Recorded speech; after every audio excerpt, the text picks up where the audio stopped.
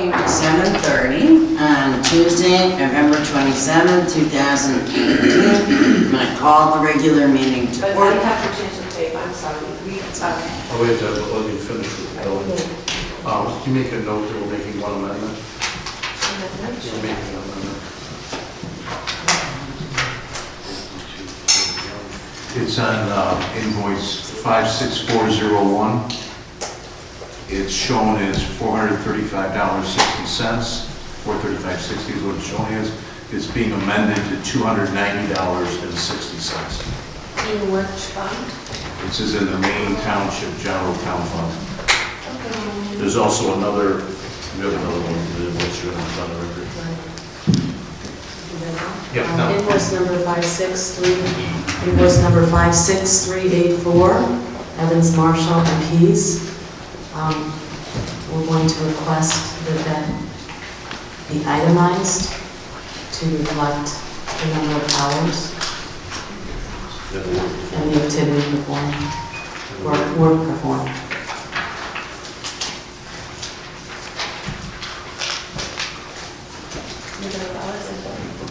The work performed for the hours. I think you wanted the hourly rate. Well, this one's not itemized at all. Yeah, no, he did. There's three things listed.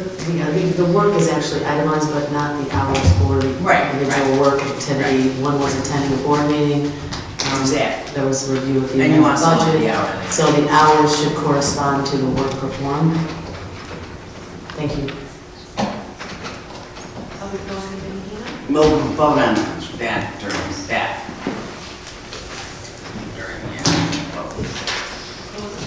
What's that invoice number? Oh, change the date.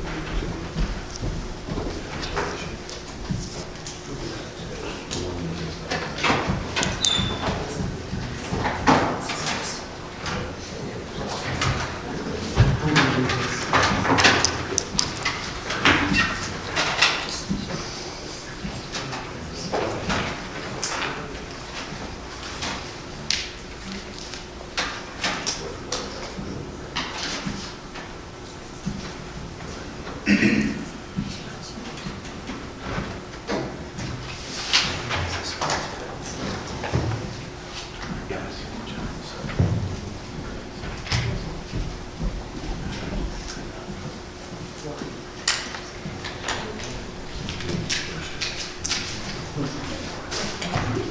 All right, now I'm calling the regular meeting to order at 7:35. If everybody could rise for the pledge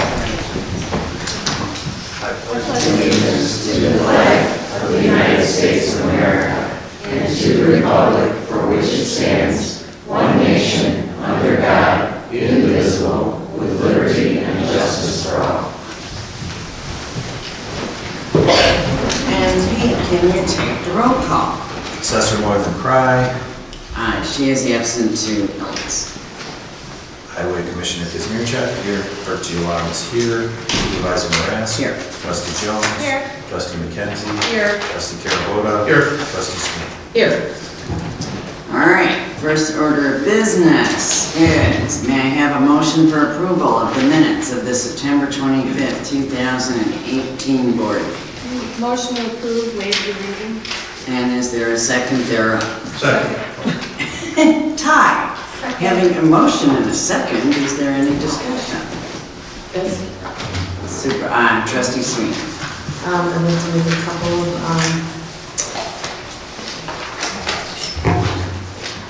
edits, please, amendments.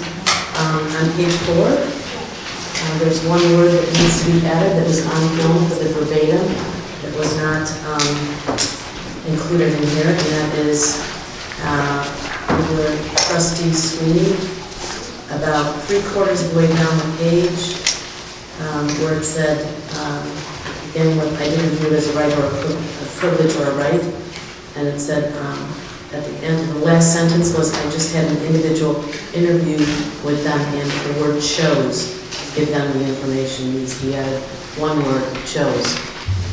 On page 7,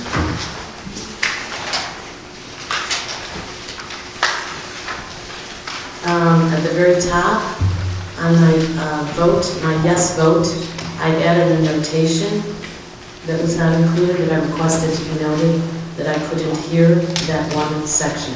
So I was voting to approve the motion for the release of the minutes and the amendment, but I couldn't hear that one section.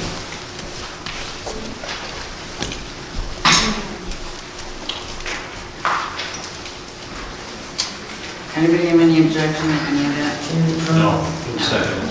Oh, I'm sorry, there's one other thing I'm not finished. Page 9, at the a third of the way down, my comment, trustee Sweeney, I'm just asking to take out the last sentence because that was not referenced. But I was talking about the future, I was talking about something as it pertained to the past because we were being accused of something that So which sentence, just to... so to take after this sentence. trustee Sweeney stated she's trying to familiarize herself with all the records kept in Maine Township, I'd just like to end there. Okay. So, That's it. you want to strike that? Yes. And there's, all right, so you're making a motion to amend with those changes. Dave, you have a second to this Yes. motion. Any further changes, discussion? All right, hearing none, can we call the roll? Supervisor Moran? Yes. Trustee Jones? Yes. Trustee McKenzie? Yes. Trustee Carabota? Yes, with the amendments. Trustee Sweeney? Yes, with amendments, thank you. All right, now I'd like a motion for approval of the minutes of the October 23rd bill pay. I'll make a motion to approve the October 23rd bill pay review. Second? Second. It's okay. Having a motion and a second, is there any discussion? Hearing none, can you call the roll? Supervisor Moran? Yes. Trustee Jones? Yes. Trustee McKenzie? Yes. Trustee Carabota? Yes. Trustee Sweeney? Yes. Next, I'd like a motion for approval of the minutes of the October 23rd, 2018 meeting. Motion to approve the minutes for the October 23rd meeting, reading. Can I have a second? Second. Having a motion and a second, is there any discussion? Hearing none, can you call the roll? Supervisor Moran? Yes. Trustee Jones? Yes. Trustee McKenzie? Yes. Trustee Carabota? Yes. Trustee Sweeney? Okay. Yes, and I'm adding a notation, please, to include in the meeting minutes, that I approve the minutes, making the note for the record that the amendment to my motion for transparency, when I motioned to approve the posting of the questionnaires and answers submitted by each of the funding agencies requesting funding during the public hearing, was amended by a negative motion to that transparency, taking away the need to not post it on the website for public viewing. This violated Robert's rules noted in the memorandum from our township attorney August 1st, 2018. This stated that a motion to amend is not one to turn a positive act into a negative act, and the motion to amend voted on was not to post the questionnaires, so it was stated in the negative on the website. So as stated, it should have been voted on the original motion as a no on the question, rather than seeking to have the motion modified to be amended and stated in a negative way. And I'll give you a copy of that. So you're motioning, you're voting yes. Yes. For the minutes. Because it happened, yes. Voting Okay, yes. and then you want all of that. It's just a notation. Well, it wouldn't go after that, it would just be some addendum. Addendum to the, yes, I wanted to say, just for the record, that's my note. So, do I have to redo this motion? No, All right, I'm voting yes. all right, good. Now, does anybody have any public participation? Yeah. Yes. Okay. All right, sir, can you step up and tell us your name?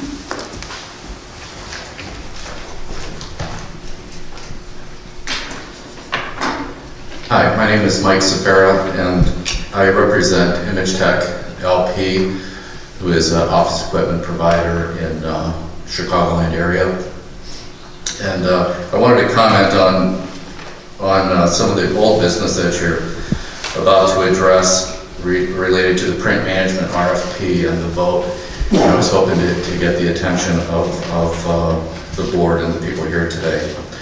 Again, my name is Mike Sapera. I'm the Vice President of Sales. We have 5 offices throughout Chicagoland area. We're a privately held company that's headquartered in McHenry. We also have our sales headquarters down the street in Rosemont. As you know, based on the board packet, there were 2 vendors, one which is your current IT provider, and one is your current office equipment provider for MFPs and printers. And I was hoping to be considered as a third option for a couple of reasons. One, you're looking at single function printers, and those became very generic in the response. As a matter of fact, I think at one point we all responded with the same product. 2, there's an Aquas board, which was the spec of the original RFP.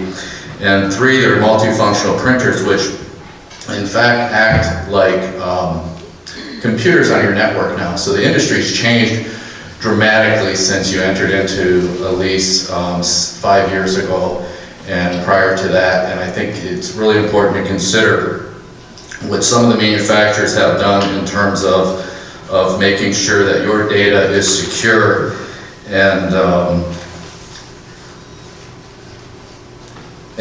not accessible outside of your network. So what I did was I did 3 things. One is the term of the lease was going to end at, I think, a time when there may be some transition in government, which was May or March of 2021. I know it's 28 months from now, if I have the math correct on that. And what we did was we offered a $1 out lease so that it wouldn't be, I call it a scramble or something put on new leadership here when that time comes. Because I know you can't commit beyond that 29 months or 28 months from now. So what we did was we created the lease so it's a lease to own. So at the end of the lease, it's $1, you own everything, as was requested in the last board meeting for the Aquas board or the Smart board. The other thing that we did was we included an additional Rico 5500 smart panel that's very mobile, and we included that at no charge in a quote that I provided on the deadline that was given at the last board meeting, which was October 31st. And I met the price. The highlights were that were required at the last meeting, if you remember, were meet the price, include unlimited clicks because we were going to take some of these marketing materials in-house, and also change the device where it could handle the higher volume, higher speed, including the capability to fold, staple, and also make a booklet, and we did that.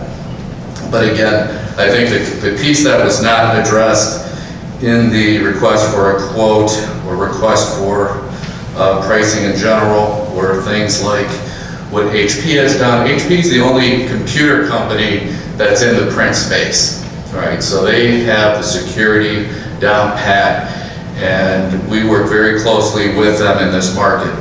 It starts with Sure Start, which prevents any attack on the BIOS of the device. And if there is a breach, it restarts the machine. So you're assured when that machine turns on, you have the gold copy of the BIOS before it even turns on the firmware. The firmware is the next level, and that most people are familiar with firmware. And it checks to make sure that if HP uses a whitelisting program, making sure that it's checking that it's a known good version of the firmware, so that you're not being subjected to some type of breach. When people are moving in and out of an office environment like this, and they take a laptop out and bring it back in, you have the risk of malware being entered into the environment. HP checks for that automatically and will reboot the machine to start. I don't want to take up much more of your time. I just think it's very important to consider that, and other third-party independent sources have such as IDC, have come out with HP being the leader in this space. Additionally, please consider Social Security 5 or 6 months ago was awarding close to a $20 million bid for printers with one of the competitors that I think are represented in the response, but they're the manufacturer. And they did not award the low bid, which was this manufacturer. They actually, because that company got bought by an offshore manufacturer from China, which all the companies are, all the products are either owned in Japan or China. The one that is not is HP. HP is an American company. The products are designed and engineered here, and I think it's an important thing to consider before moving forward with one of these other manufacturers. Thank you. Thank you, sir. Anybody else?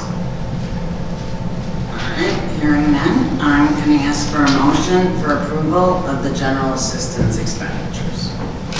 Motion to approve payroll for pay dates of November 2nd, 2018, and November 16th, 2018, general assistance checks number 5161 through check number 51673 in the amount of $63,229.96. Second. Having a motion and a second, is there any discussion? Hearing none, can you call the roll? Supervisor Marasco? Yes. Trustee Jones? Yes. Trustee McKenzie? Yes. Trustee Carabota? Yes. Trustee Sweet? Yes? Okay. And now I'd like a motion for approval of the road district expenditures.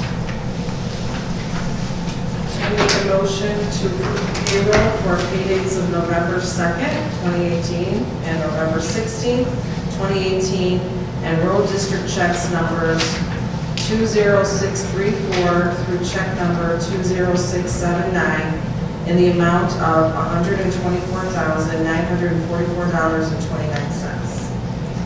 Second. Having a motion and a second, is there any further discussion? Hearing none, can you call the roll? Supervisor Marasco? Yes. Trustee Jones? Yes. Trustee McKenzie? Yes. Trustee Carabota? Yes. Trustee Sweet? Yes. All right, now I'm going to ask for a motion for approval of the general town fund expenditures. I'll make a motion to approve payroll for pay dates of November 2nd, 2018 and November 16th, 2018, and general town fund checks number 56350 through check number 56416 in the amount of $290,557.70, with two exceptions that I can say either now or okay. Yeah, your amendments. We have Or conditions. conditions, yeah. We have invoice number 56384, a request in to retroactively adjust or to specify hours for the work performed as itemized. And also, On invoice 56401, an amendment to that amount. The amount shown is $435.60. We're amending that to $290.60, and that then reduces the amount to be paid out to $290,412.70. And I'm sorry, so which check is that amendment 56401. for whom? Sunrise Grill and Catering Inc. And why is it being signed? There was two entries for 145. It should have been one entry for 145. Okay. so the motion has to be amended. Well, you made the motion, I think you just seconded it. Right, I second it, and also again I the, sort of added something. He's added. intent. I second his amendment. Okay. So, I think we're clear on the motion and the second of the amended motion. Right, is there any further discussion? Hearing none, can you call the roll on the amended motion? Supervisor Marasco? Yes. Trustee Jones? Yes. Trustee McKenzie? Yes. Trustee Carabota? Yes. Trustee Sweet? Yes. All right, the next order of business, Number 8, presentation of the check to honor flight. I'm going to make a motion to table that until the December meeting. I've been informed by Clerk Lamas that the recipient is unable to be here. Who is ill? No, we had a out-of-town emergency to attend to. Okay, so may I have a second on that? Second. Have a motion, a second. Can you call the roll? Supervisor Morales? Yes. Trustee Jones? Yes. Trustee McKenzie? Yes. Trustee Carabota? Yes. Trustee Sweeney? Yes. Now, it's my distinct privilege and honor to call up Ann Camareno and Samantha Lovett. We had our recent Township Officials of Illinois awards, and one of the 3 awards that we won was for the Volunteer of the Year Award, which went to Samantha Lovett of Maine Township, and Ann Camareno runs this program. So everybody's going to get in a picture, but I want to present it to you with Ann. And so because you couldn't be at Toy, we made a little thing to talk about you. Sorry. Samantha has been Ria's, I love to say the name, big sister for about 3 years, and she knew Ria was special the day she met her. Over the course of their friendship, she has seen her grow into a more confident and courageous young adult, and cherishes the memories that they made together, and looks forward to creating more memories with her in the future. And thank you, Samantha, so much for doing this for us. And can we have the rest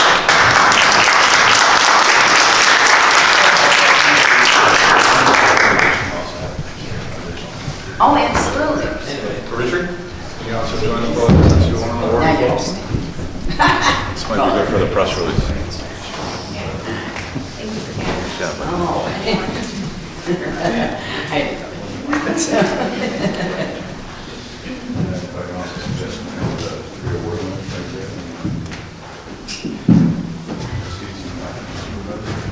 I didn't know. And these are the 3 award winners, by the way. Ann Camareno, Samantha Lovett, and Rich Lyon. Yeah, is that if you have all the awards here, that would be great, otherwise just one might be, and then we just Well, you guys got them. Yeah. It's pretty deal. I think it would be okay. Yeah, Just I think it was one, for her. if you can maybe move over. Pull a couple off the wall. Because you're blocking, trustee McKenzie, which, There you go. and one off to the right, so you get, all right, thank you. Alter, can you move a little? This way. Thanks. Okay, we'll do 3 of these, 1, 2, 3. And then 1, 2, 3.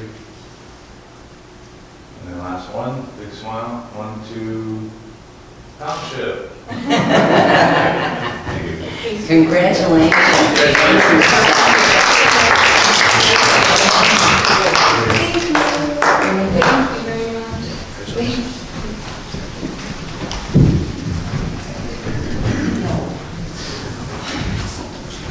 It's always a pleasure when we get to do things like that.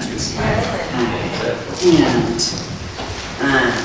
so I really thank Ann for this program, and Samantha, and Rich, and everybody who participates in this fabulous mentoring program.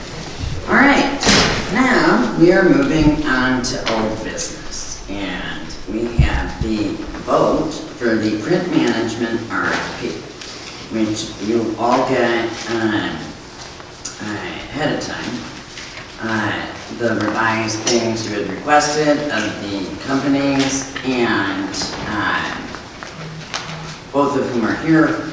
And so I didn't want to spend a lot of discussion. I also included a recommendation that was from Rich Lyons, who is our technical expert and has worked with both companies and in the township, and does do our videotaping of our board meeting, as well as did most of the technical parts of the RFP. So, at this time, I'm going to make a motion based on that recommendation to hire Warehouse Direct at the proposed rate with the proposed changes that were specified in the revised RFP. Do I have a second? I'm sorry, Warehouse Wasn't a Direct? discussion, right? Yeah. Having a motion and a second. Now, is there further discussion? Question. Sure. Richard, thank you for your write-up on this. Appreciate that, I think it was helpful. But I would like to get clarification on something, Richard. You're talking about? No, I'm actually saying to Richard. as it Oh, pertains- I'm yeah. sorry. I'm thanking Richard for his write-up of, for us, Richard Lyon. You, Richard. And, apologize, the overage of the .007 you thought was probably wrong. Did we verify that? And is there, for DPOE, I mean, was that in fact a typo? I did not verify that, but is somebody from DPOE comments on that? Currently, we pay 9 cents per color copy overage. Okay, is he here to? Yes. No, he's not. Oh, he's not. Okay. Well, in the current contract, we pay 9 cents per overage, so it seems very logical that it would be 7 cents per overage and not 7/10 of a Right, cent. 7/10 did not make any sense. Well, I just wondered because he was trying to make it, you know, as an expense, I just I wondered. think his I felt like we should- concession was coming down 2 cents. Per page, yeah. Not, It came down from 9 to 7. 7 cents. Yeah, well, he knew, I mean, because we didn't have any overage on the other, I know. right? So he was trying to make it more competitive, so I didn't want to just make a presumption that he was incorrect in what he typed, and it was a typo. In fact, he actually wanted to give a lower cost. But he's not here to answer that, we didn't. No, he said he was going to be. Trustee Careball. If, are we going to also consider Image Tech? I know, we had asked these two companies to do the revised one. There were reasons that were stated at the board meeting. And as Carrie Lynn has told me, we narrowed it down to those two companies, so tonight was just for the vote of those two, because at the time, Trustee McKenzie had said we were, and I agree with her, that we were comparing apples to oranges, and not given, Image Tech wasn't here and didn't have some of the things that we talked about. We all understood this to be a minimum request on an RFP to make recommendations, which doesn't mean that it's... That's entirely not correct. What, that it's a I beg minimum? your pardon, and with all due respect. I'm sorry, you can't talk out of order? Yeah, but I'd like to hear. Well, that's okay, but it still has to be, but what part is not correct? Our quote was entirely inclusive of. Oh, yeah, maybe come No, on. that's not what I was saying. I'm saying that we already had, in the RFP, had discussed that it was based on a recommendation. Correct, I understand that. The RFP did not ask for a specific speed in the first, it did not. So what I did was I made a recommendation on what would be the best product for you based on those volumes. And I was actually around $500 less per month. I know that I watched the video of the discussion multiple times, and I understand where the confusion came from because of the way that we responded compared to how the others responded. But the fact was, on the first go-around, we were $500 less per month, and we were entirely inclusive. Now, I know some other requirements came up in that last meeting, which we quoted in our new quote, which we also turned in on October 31st. And that quote included the Aquas board, which the original bid was spec'd for, the higher speed machine, as I mentioned earlier in the public comment section of our discussion today, and the same printers that the other competitors were quoting on. So, and the price was actually the same. There was another misinterpretation on with Richard, I believe, responded with, where he didn't add the folding piece. He added the folding and not the stapling, or vice versa. So there were two different things that needed to be added to one of the quotes, which made mine exactly, or the Image Tech, exactly the same as one of the other quotes, which was what we were asked to meet a price of $15.40 in the last meeting and include unlimited clicks, which is kind of unheard of in our industry, but I did work out the program for you. That's why I believe one of the competitors quoted a usage rate, because it's very unusual that you would get a quote that's entirely inclusive for as much as you could possibly do. It'd be like me saying, here, buy this car, you could drive it as much as you want, you know, and we're gonna give you free gas. That just really doesn't always happen that way. We want to win your business, and because of that, I included the free toner, and we included a 55-inch Ricoh smart board, no extra charge, in addition to the Aquas board that's in there. So, and you're owning all the equipment at the end of the term, not just the Aquas board. So we're really trying to secure you as a customer. We're local. We just moved into Rosemont within the past year, and we're trying to develop a client base in this specific area. We have over 110 school districts under contract currently, and I'm personally working very hard to try to get the municipalities, especially local ones like yours, under the Image Tech umbrella, because I believe we have a tremendous value to offer. Thank you for your comments. However, we're not considering, no, I'm sorry guys, we really did narrow it down. So. We're not allowed to. I mean, I'm sorry, clarity. Well, we actually, I don't want to interrupt. like those two were on the agenda, so now we did tell them, I exchanged emails and told Mr. Mike that we couldn't accept a third one based on what we talked about at the board meeting. We can't reopen this. But it's not closed. No, I mean what we did at the last board meeting. Well, I'm interested in the best equipment possible, and I'm hearing HP is machinery that we should be considering based on the current environment. That's his opinion. I know, but I'm also, I mean, I think that we need to listen and understand. I mean, these are But we big spent numbers. like hours, and everybody had the original RFP, and so, We don't have a current one. right, because We it never got it didn't, back. right. We were the low quote on the It wasn't original. within the time frame, and he wasn't here, so, I'm sorry, the other people were, and they went through the work That of was your doing criteria, this. I think, Laura. If I There was recall some- Sorry? correctly, It was because he wasn't here that therefore he wasn't going to be. No, that wasn't the That only was- reason, but we can't go through each thing. I made a motion, and you can talk about HP. I think some of the other proposals had HP for the standalone, the desktop. But I think it was the consensus of both of those rivals, who are very well known in the field, if you recall from the last board meeting, that you wouldn't use HP for the big copiers, which is really what's at issue here, is the big copiers. Well, I'm hearing it's not just the HP company, it's the security of the data. which- But we have that already. We have a contract for our security already.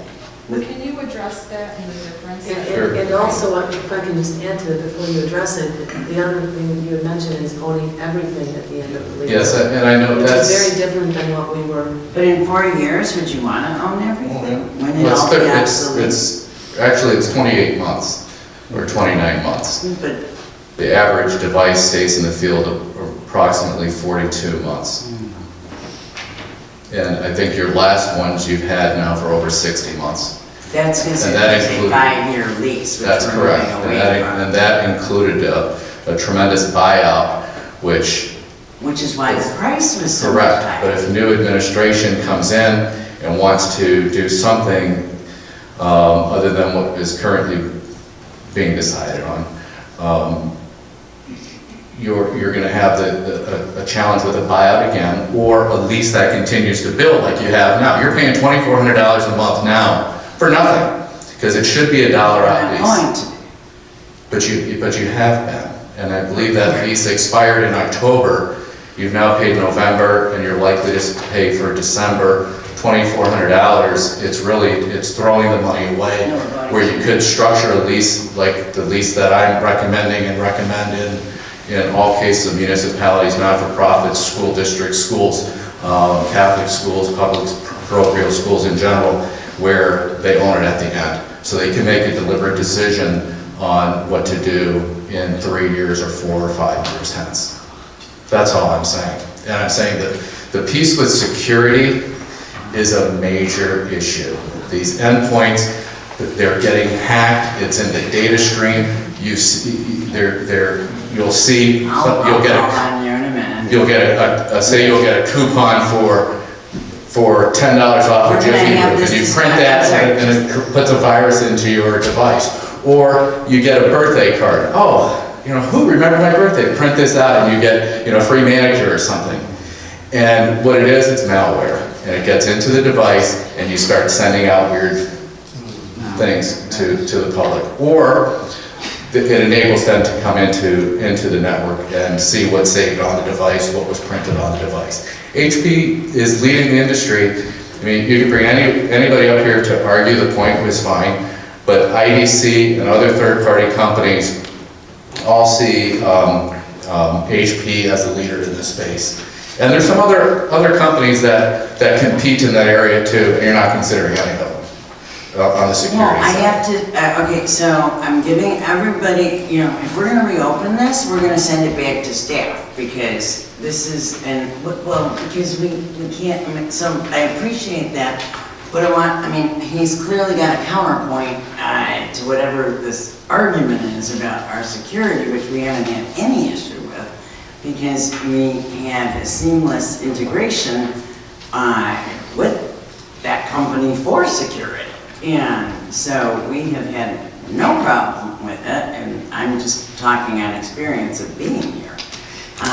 The other point you made, which you said that we'd have to do a buyout, is not accurate for either company. We wouldn't be doing a buyout at the end of this lease. They come and pick up the equipment, not a buyout. Assuming that in March of 3 years from now, 29 months from now, you're able to make a decision before that time frame. Otherwise, you'll continue to make this payment for something that you should already own. With my program. Well, no, that's what we were doing. That's what we're doing. We're making the decision prior to. Talking about Their quotes are fair market value leases, except on the whiteboard itself or the smart the board. end of our term. Right, I get that. But it's not a buyout like the Toshiba buyout. It's not the same thing. We're not. Buyout on your, well, you didn't buy out That's all right. this time, I know what I- you did pay an extra, at least $2,400 for, really, there's no reason to do I it, voted you just against structured the lease it, different. so I'm not a fan of the Toshiba thing. All right, so Bob, can we hear what you have to say about those things? Yeah, in regards to the security portion of this, Warehouse Direct has had the network business for 3.5 years. You've never had a virus, you've never had anything. Our software protects every single device out there. All of the MFPs that we're recommending have hard drive security kits built into them. There's no issue with security at all, nothing. Like I said, 3.5 years, you've never had a virus, you've never had anything go wrong with any computer on our network. We take care of all that. So I don't know where the security part, we're one of the biggest HP dealers around, Warehouse Direct. We recommend HP, yeah. Why do you recommend? We recommend HP printers, we're putting those in, but we don't recommend the MFP. I'm not gonna get in an argument. Wouldn't it make sense to have? No, it doesn't make sense because we went over this stuff and we organized everything. We know what we're doing. Okay? We've been doing this for 25 years. For So- someone who runs our business, you really need, You gotta let us talk, So from an okay? end user perspective. From an end user perspective- All have an HP drive. No, it doesn't. And we You're can. not making a very good case for yourself. And here's what we can do, if you want to emulate those drivers, the Kia Ceira machines can emulate any HP driver out there, any one of them. So if that's what you want to do, you can do that too. Because that's. It's not the standard. okay, I'm not guy. Oh, yes, it can. This is That's how much why. you know, guy. That's how much you know. You're wrong. Okay. You're absolutely wrong. I'm- But in regards to security, there's no issue. 3.5 years, never had an issue, ever. Right. Okay? So that's my point. Thanks. Thank you, Bob. Just get a little hot when people start talking. Also, thank you, Mike. Appreciate it, too. Thank you. There's a motion on the table. Is there any other questions? Yes, Okay. I have to just get refreshed. Warehouse Direct is currently our internet provider? They are our technical. Network services. Network We take care of the entire services. network. We take care of everything. Okay. And All services included. the Displays Office Equipment Company is our current copier. That is correct. Correct. So let me just start with Warehouse Direct. I didn't Can I ask actually, a in question? my motion, I didn't pick a speed or anything. I screwed up that, so. But ask your question and then we can discuss the speed. So Warehouse Direct, I don't know you guys personally, but I just want to know if you know any of the other board members personally? I know nobody personally at all.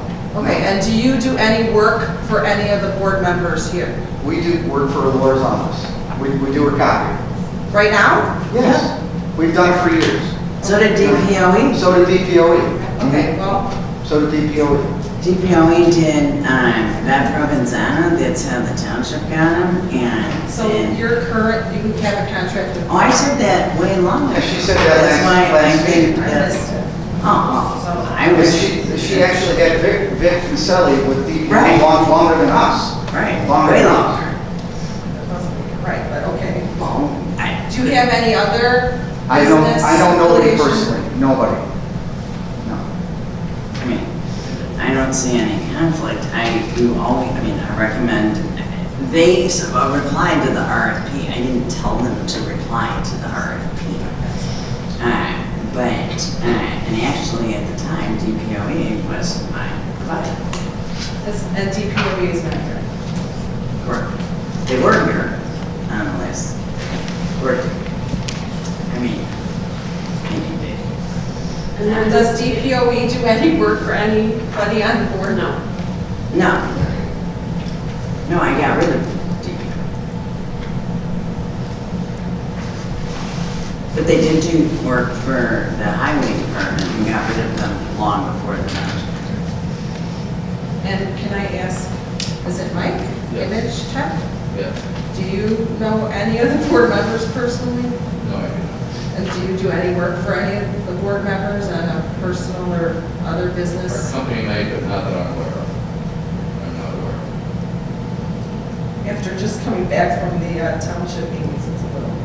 No, I actually considered them, but I rejected them because of other reasons they're not. But on what basis? Well, I'm not gonna go into that right No now. basis. Okay, all right.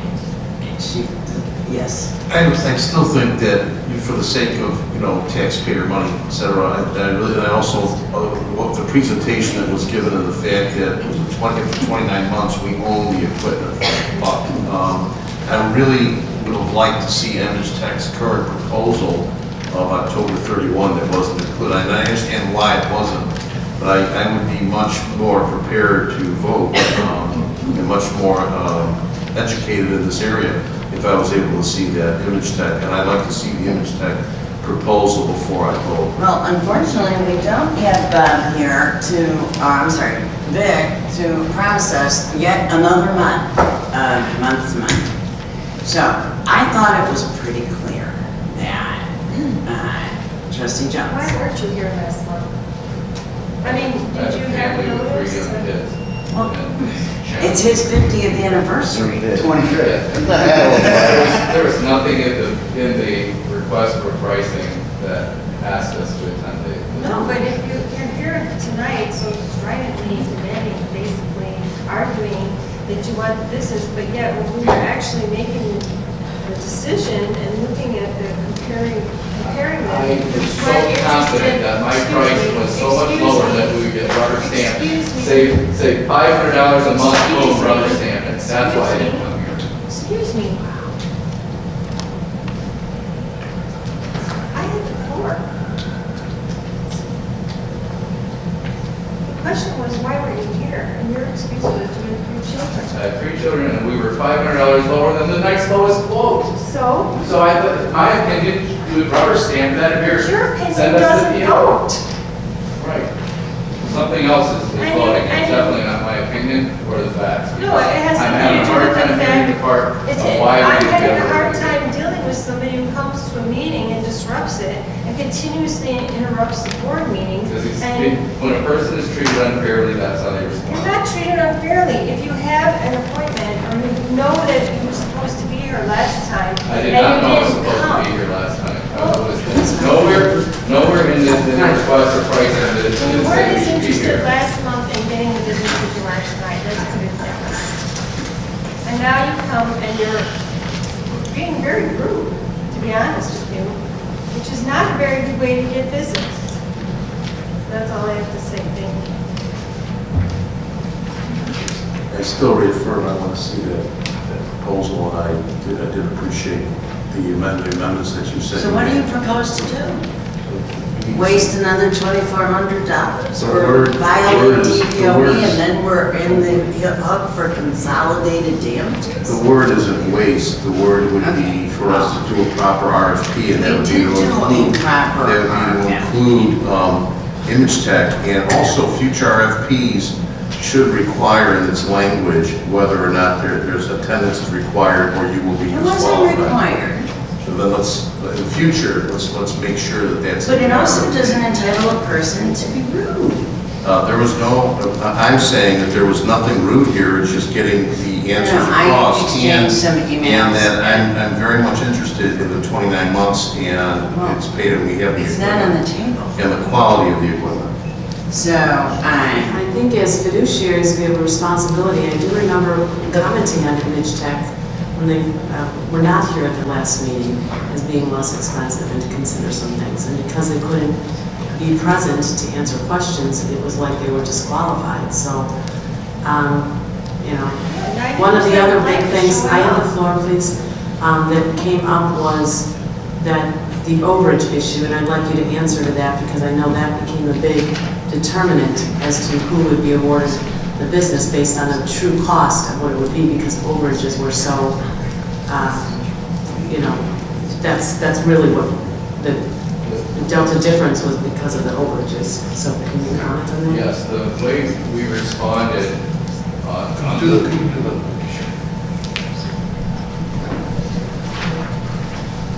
The pricing that I submitted was actually on October 30th, included unlimited copies as was requested during the last bid meeting. I did not state a per copy rate at all. I just had one all-inclusive price, which included the multifunctional devices, the color device, and the single function printers along with the Octus board. In order to try to get onto the docket for this bid meeting, I included an additional whiteboard that's very portable, that's 55 inches, that you'd be able to, say, use here or use elsewhere. no, one of the rich recommendations with respect to why you picked or recommended was with respect to the larger whiteboard and the 4D capability of that whiteboard. Do I have that language right? That's correct. And the specification And it's very on important. the bid was an Aqua 70-inch, and I believe that... You just said 55. No, I included the 70-inch and the 55 Rico. I included a Rico 55. I believe the warehouse work Under did original, a Rico 75. The original request was for, it was spec to it, I don't know if it specifically said Sharp Aqua was 70, but it was, all the specifications were the Sharp Aqua 70, which is a DPOE marketed product as well. I have a motion on the table. The issue is, if we do not pick someone tonight, then we will be without copiers for the month of November.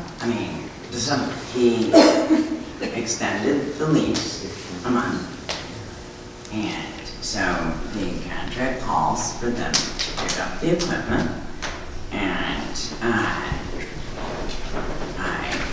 it was clearly stated by everybody that wanted to have those people address speeds that they had, and the other people address speeds they have. So, My recollection was that he said he could go month to month. Do I recall correctly? Yes. till January, till we voted. So if we did not vote and agree to it this month, we could extend it one more month. Well, we don't have Vic here. They gave you 1 month. They gave us 1 month on the record in the video. I have the contract here, and that's why I made him swear on the video that he would do that. And you think that he won't extend it 1 more month? You really think he's gonna come and pick up the copiers? One of the right. one of the reasons I'm asking, I'm yes, I asking. do. One of the reasons I stopped using them was precisely that. Was the inability to get out of the contract in the appropriate way. Well, thank you. What does that mean? I'm sorry. Well, because the language in the back of their contract, you have to send the letter 90 days in advance, but it can't be earlier than 30 days. So those are sort of contradictory. So if you send it 60 days, basically they tried to charge me, and Where was that you were trying to get, for the township? You were No, trying no, to- no. For your personal You had business? asked, yes, you had asked about my, Your personal. right. Well, it's not my personal, it's my business. Yes, Bob. Just one quick thing too, with DPOE, they extended it for 1 month, but really in their contract, he gave you the month. He's not gonna give you more, it'll extend for another 12 months then. Right. That's what's gonna happen. I used to work for them. They both used to work. There's Let me- 3 attorneys on the board. Let me address that. He made it very clear at the last meeting when he was here that he was very gracious about extending out the months. I really, For the based 1 month. upon what I saw, I really don't see where he's gonna go ahead and not automatically extend out another month. If you watched that video and you watched it, what happened last time, he would have more than happily extended out again another month. So I really think that that's not a problem, number one. Number two is that RFP was not included in my packet. That was an elected decision not to include Mike's updated RFP. It came into the, let me finish. It came into the township. I knew nothing about it. It wasn't provided to me, and it was elected not to provide it in the packet. So based upon that, that's why I'm a little hamstrung here about doing the proper thing. No, it didn't so go that's- in the packet because we had a very aggressive email exchange with Mike that I thought was, that's not, it didn't go in the packet. First of all, I said we can't consider it because the board, we all narrowed it down to these 2 companies. I appreciate you have a family, but we had questions and it was narrowed down. And secondly, you're welcome to come to a public meeting. And because he had asked to come to a public meeting. And so it was well past the time, and I'd already sent all of it out to you. And I don't think, I know I didn't do anything wrong.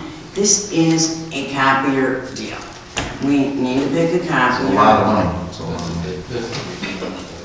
The deal is, though, that you may think that, sincerely said, since he said a month, oh, he'll do another month. That's not what the contract says. But But you know he's gonna do it, Laura. No, I'm We pretty- extended it Can I to see those January emails, 1st. right. No, But I'd like to have a chance to review them first. I have not seen these emails. I haven't seen them either. That's right, that's the whole point. That's the whole point. That's why we have to have open and full disclosure for all board members. Involving an issue of thousands and thousands and thousands and dollars of the board that I'm oh gonna sign my my God, name to. Dave, it is literally, like, if you look at it, this is the cheapest option. With all of the requirements that you guys wanted to try to do maintenance in-house. But we have a conflict of interest with warehouse direct, so now you're just looking at. I'll recuse myself, I don't care. That's not the point. Why do you have a conflict of interest? Fine. I mean, Yeah, fine. Just take it to a. all right, so our attorney says there's no conflict of interest. I'm just gonna say that out loud. Carrie Lynn, can I get you, is there a? Carrie Lynn, do you really want to get into this? Because if you do, that's fine. Well, I'm being asked a legal opinion as to whether, is it a conflict of interest? The question as I understand it, is it a conflict of interest for the township to award a contract to a vendor that is also providing contracted services to a member of the township board, a supervisor, right? Correct, yes, that's. I mean, so that's like saying, well, okay, if one of you has Comcast at home, they use Comcast for the township. I mean, that's not a conflict. It's kicking your money back, you have a It's not a conflict. legal This is a conflict. relationship, you know, I mean, this is.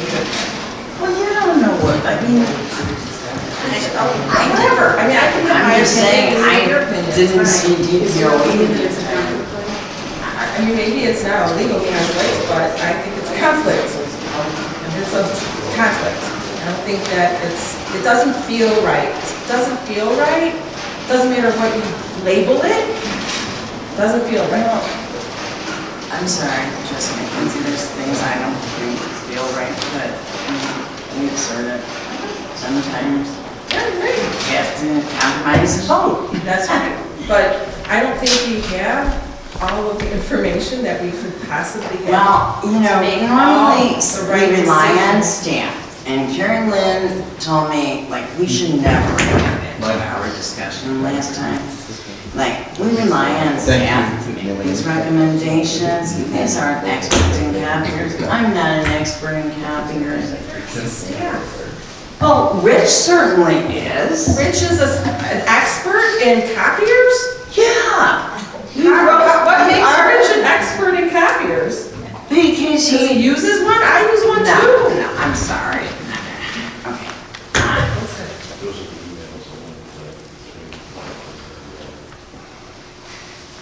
So, and we'd like to see that proposal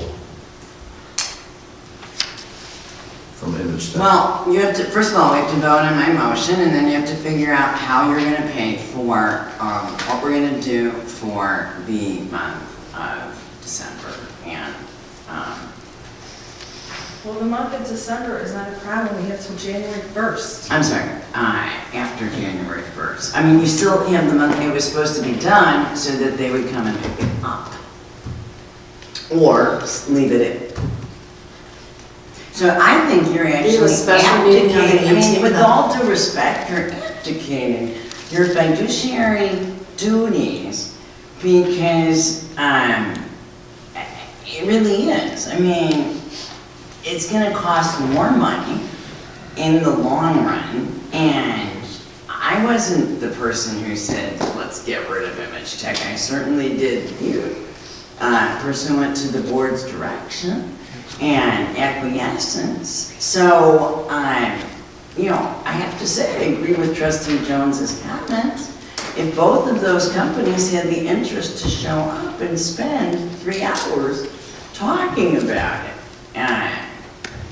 and they have the interest on his 25th wedding anniversary, I'm sorry, you know, this is a contract for 28 months. You're making it much more complicated than it really needs to be. And yes, it's a lot of money, and we're trying to do the best money for the service.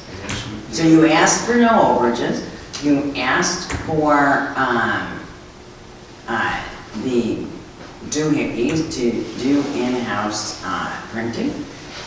We got excellent pricing on paper, and, those things were thrown in for free by this company. And, I mean, you can go around and around in circles on this as long as you want. We have a special meeting, it's a good point. On the 18th, can we add something to it? So you want to do the levy and the RFP on Well, I'm just saying, we don't have an answer. That's the first and foremost is, could he extend it? But as Claire pointed out, we have till January 1. Seems like we should be able to have the proposal. There's a multitude of conversations going on.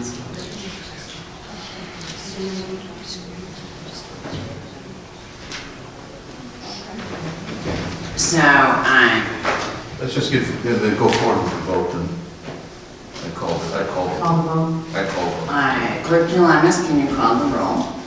Supervisor Moran? Yes. Trustee Jones? Yes. Trustee McKenzie? No. Trustee Carabota? No. Trustee Sweeney? No. So now you need to Having the information that we were, I want to just add a comment to that because I think we did not receive the proposal. No, you definitely did not receive the Did not proposal. receive the You second. don't need to raise your voice. You did not receive the proposal. I'm not referring to the first one. I'm sorry? I'm not referring to the first one. I did receive the first one. No, I'm talking about the second one. You definitely did not. Right. I mean, I thought that was clear. I don't think you need to make an amendment. I'm just making my comment. Okay. So what is it that you guys want to do?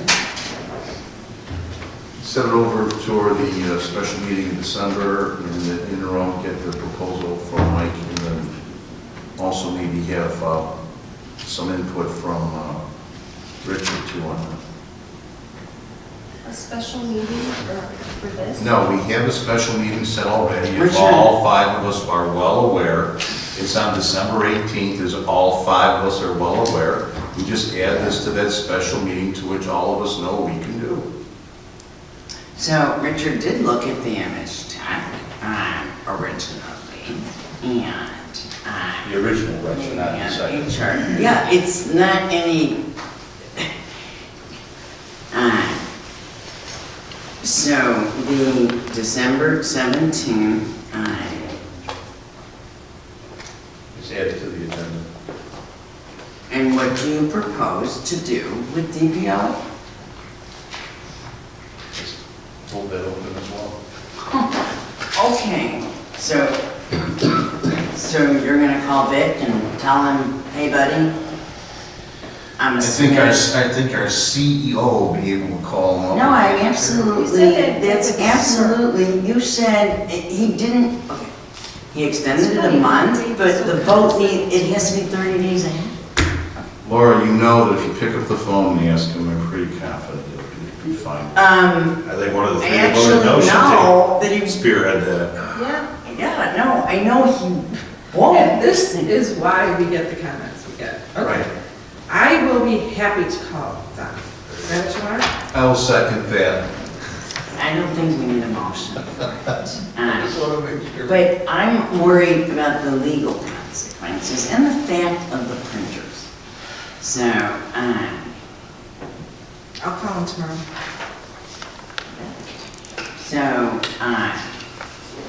so now you want the, what do you want added to the December 17th board meeting? The proposal of DPOE and Interstate.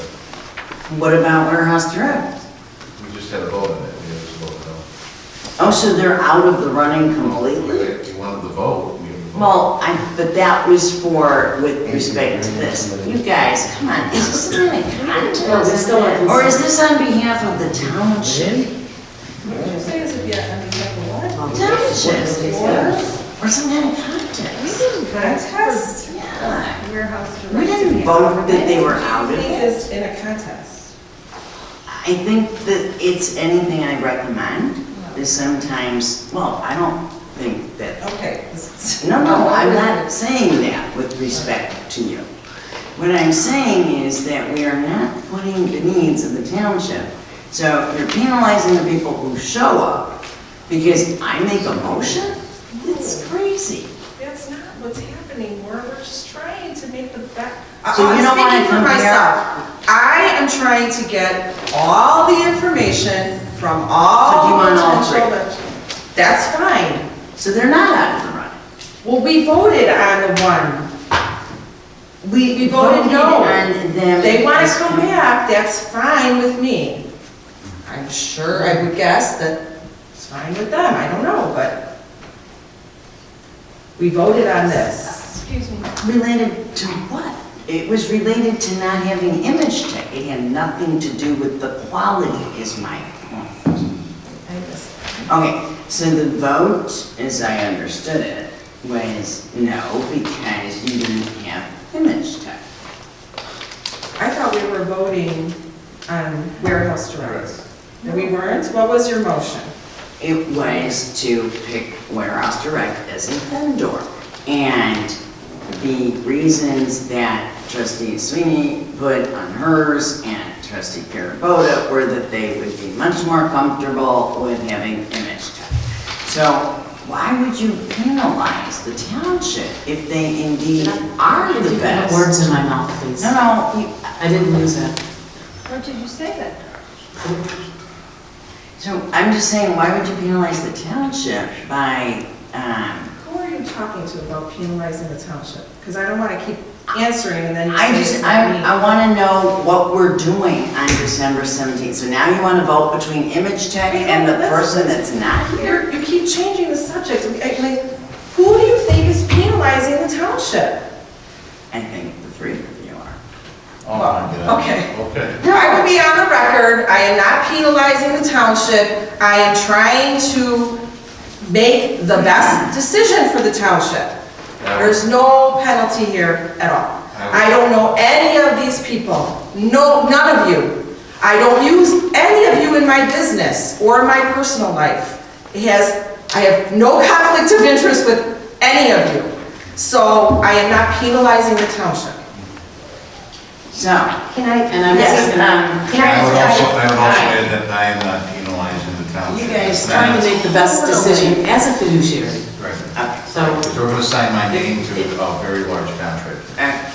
So can I just try to clarify, because I think I understand what she's confused about. But maybe not, I don't know. no, thank you. So, okay, so the township went out for an RFP and got 3 RFPs that came back, and one of them originally was not responsive. So 2 of them came before the board, and those 2 vendors were here at the time.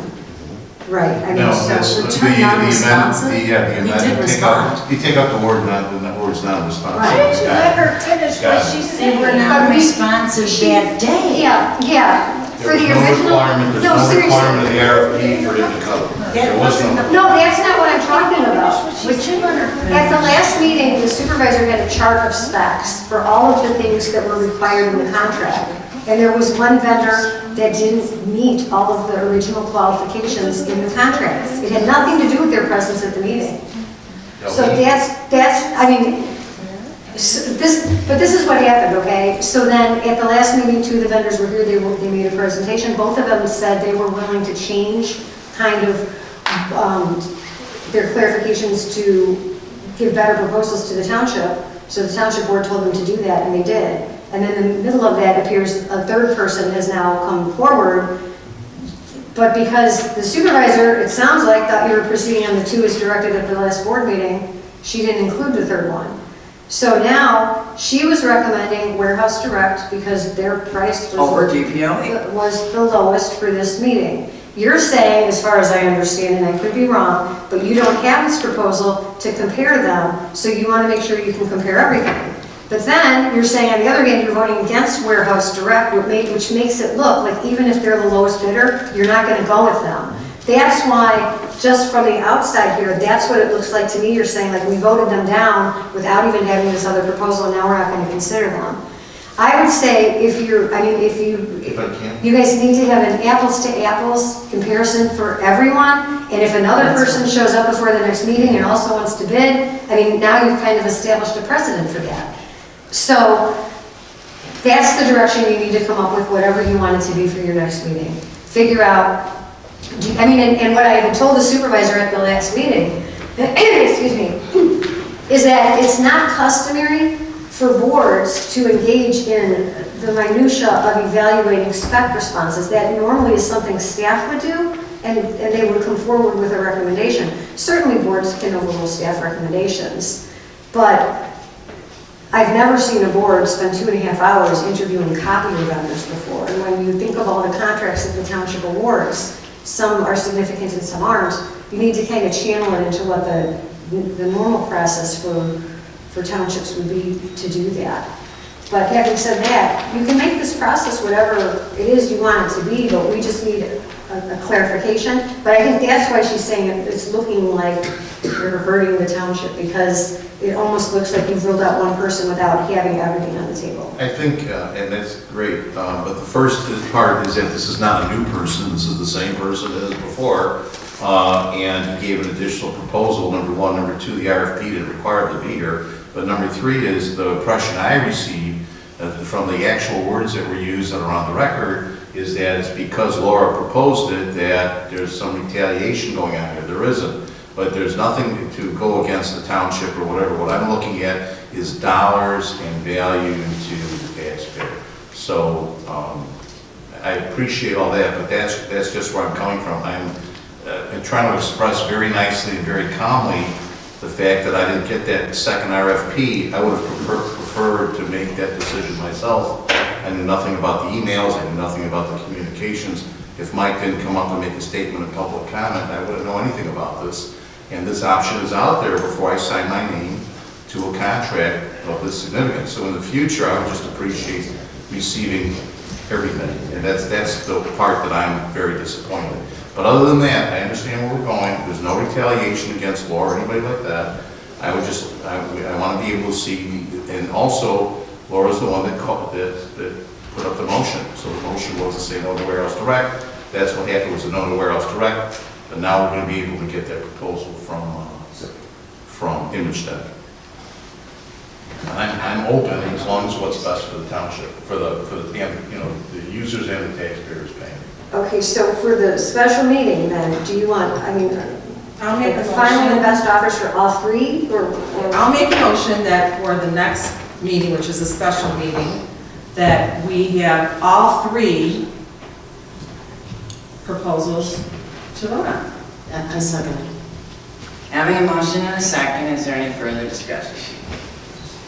Hearing none, can you call the roll? Supervisor Mraz, Given the previous vote, yes. Trustee Jones, Yes.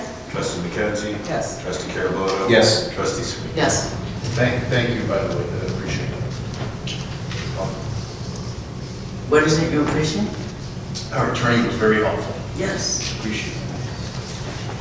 Next item on the agenda is discussion of the 2018 levy for all three funds, as well as a tax abatement proposal. And cannot be voted, I mean, none of it's getting voted on tonight. So this is literally just for discussion. Carrie Larry had done a copy of that abatement, and I noticed there was some language that didn't apply. She was going to talk about changing that language because it spoke about debts and liabilities, and we don't have any debts and liabilities. I know that Trustee Caraboto had been very interested in a tax abatement, and so the whole purpose of the tax abatement was to set aside a portion of the reserves that could be abated if they did by the Cook County Clerk's Office, as opposed to rebate, two different things. So, first off is like some of the issues Carrie Lynn had with language was, well, you take it from here. I'm not having a tax objection with respect to saying it's for the reserve. Oh, with respect to the reserves, okay. Well, I mean, that's, you guys are familiar with the fact that there have been like surplus funds that we're trying to not have anymore, right? But you're trying to reduce the budget, and you're also trying to reduce the levy, which means that you're not actually spending the reserve funds. So one of the things you need to try to do is, if you're going to reduce your, if you're going to extend the levy, which would be our recommendation, and then abate a portion of it, you want to draw down on your reserves to meet your expenditures out of your budget. Extending the levy, is that adding to it or just saying to keep it the same? No, just keep it.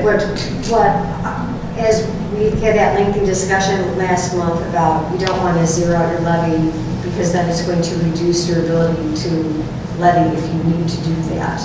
Instead, extend the levy. If you don't need to use a portion of it, abate it. If you need additional funds, draw down from the reserves in your budget so the taxpayers aren't paying more. And you're also minimizing the issue with respect to having potential tax objection on the other funds. If the levy is kept the same as last year, is that what you're suggesting, what you're asking for us to consider or think about? Well, that's a policy decision for the board. I just would have a concern with zeroing out the levy. You can decide what is an appropriate level. Because if we keep the levy level, there's going to be an automatic bump up as far as it's about 2%, isn't it? There's an automatic, right? If we don't cut the levy at all, there's an automatic bump up of about 2%. Don't cut your levy by it at all. If you don't cut your levy at all, I mean, your levy ordinance goes to the county clerk telling them the dollar amount of funds that you need, and then they calculate the tax rate based on that. But the only time, I mean, the county clerk's office sometimes adds an additional amount for loss and costs to make up for people that don't pay their property taxes, so you get the amount that you actually levied. But we don't But get they're that. not, but if you say you want 2%, they're not going to make your increase 4%. No. So yeah, if you keep it level, though, you get that bump. There's a No. bump. Honestly. Cost of living? Right. Bob Bob was recommending 2%, so And he because said if you do the 1% would be offset by the cost, by the new construction projects. So then it would really be keeping it level. Remember? No, it's, That was. Is that confusing to me? no, what I'm He's saying talking is, about complete zero, not the one Porter was recommending, I think, right? what I'm saying is that if, rather than getting into abatement and all that, by simply cutting the levy by a certain amount, you're saying not to zero it out, but by cutting the levy by a certain amount, But that would cause us to be able to save the taxpayer that money from the cut, for the future cut, and then we would end up spending that out of the reserves. So in essence, what's happening is you're basically abating by cutting, it would be the same effect by cutting the levy, but you're correct? Well, the problem comes in where you have to look at, when they go by the average of what your levies were over the last 3 years. So, I mean, if you zero it down to nothing, that's a problem. I mean, if you want to reduce your levy, that's fine, but what we were talking about was keeping it the same and then abating it so the taxpayers could get back the amount, but then you haven't hindered your ability to raise additional funds in the future should you need it. So that, I mean, either way, you can have the same impact to the taxpayers in their pocketbook. It's just a legal mechanism as to whether it's in them not paying it originally and then reducing your ability to get additional sums in the future, or if you're going to levy it and then abate it back to them. And one of my other concerns is that, for years, it's my opinion, that for years the levy's been too high. And the approach has been taken that whatever's on the table, take it because somebody else is going to take it if you don't. That's my opinion. If that levy has been too high for years, that I had nothing to do with that, okay? However, the last levy and this levy, I have something to do with, and my name goes on that. So if the levy is too high to begin with, and that's what I'm seeing, to go ahead and keep the levy at where it is and then start abating and trying to abate back is just doubling up on a wrong. I think that what I'm seeing and looking at the numbers I'm seeing is that the levy should be cut, but I do hear your warning about you don't zero it out because of those problems. I hear that. So my contention would be what portion, what percentage of the cut there should be, but there should be a cut to the levy. And then we don't have to get into rebates, or which we're never going to do because it's too costly, or abatements or anything like that. The effect will be basically the same. So I would, let's say the levy were cut by 20%, then that would also reduce some of the reserves. You're far from zero, and we'd be able to function, try to bring the levy amount down to where it's supposed to be in the first place. Well, I mean, that's your prerogative. You the decision to determine what the appropriate levy is for the township's funds. Because you're cautious, I'm hearing them, because I was thinking about something significantly more, but I am hearing the cautions that you're raising. I like to hear more, from everyone else, but that's where I'm at. Excuse me? Shouldn't we be? I'm sorry, she raised her hand first. Can you explain the abatement, because it's very different than the rebate? Yes. So, because there's not going to be like money going back like to individual people, correct? Like, how does that work? No, so the abatement, you would file your levy ordinance, and then there's a certain time period, I don't remember what it is, that you just file the abatement ordinance telling them you're canceling out that amount of the levy. So it's just a paper entry, right? I mean, it's just like if we levy, say we keep it flat, and then we do our budgeting and we decide, we probably can reduce the levy by, just for round numbers, $10,000. We can do an ordinance saying we want to abate $10,000, and then the county will see this and say, okay, whatever we were gonna give them, we just Reduce it by, right, because, yeah, exactly. So that's total flexibility and control, correct?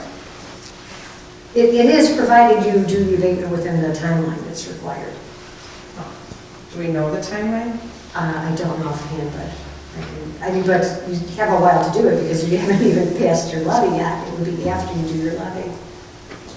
Usually the county extends the taxes, I think, in March. It has up to May 1st of the year. So it's a paper transaction that doesn't go back to, I thought the clerk's office divided up. Is that what you're saying? Reserves. It's like a line item adjustment, correct? Yes. Yeah, it's reduced, abating you're asking for money with your levy, and then the abatement's reducing a portion of what you asked for. I mean, that sounds like a very nice solution to me. Right, which is why we what were would the saying difference to be go then? with the 2.0, because you'll have the option if the budget works out like excessive or whatever, to abate it, and which would go back to the taxpayers. So totally, you get it. Like, that's exactly it. Right. It gives you a lot more flexibility than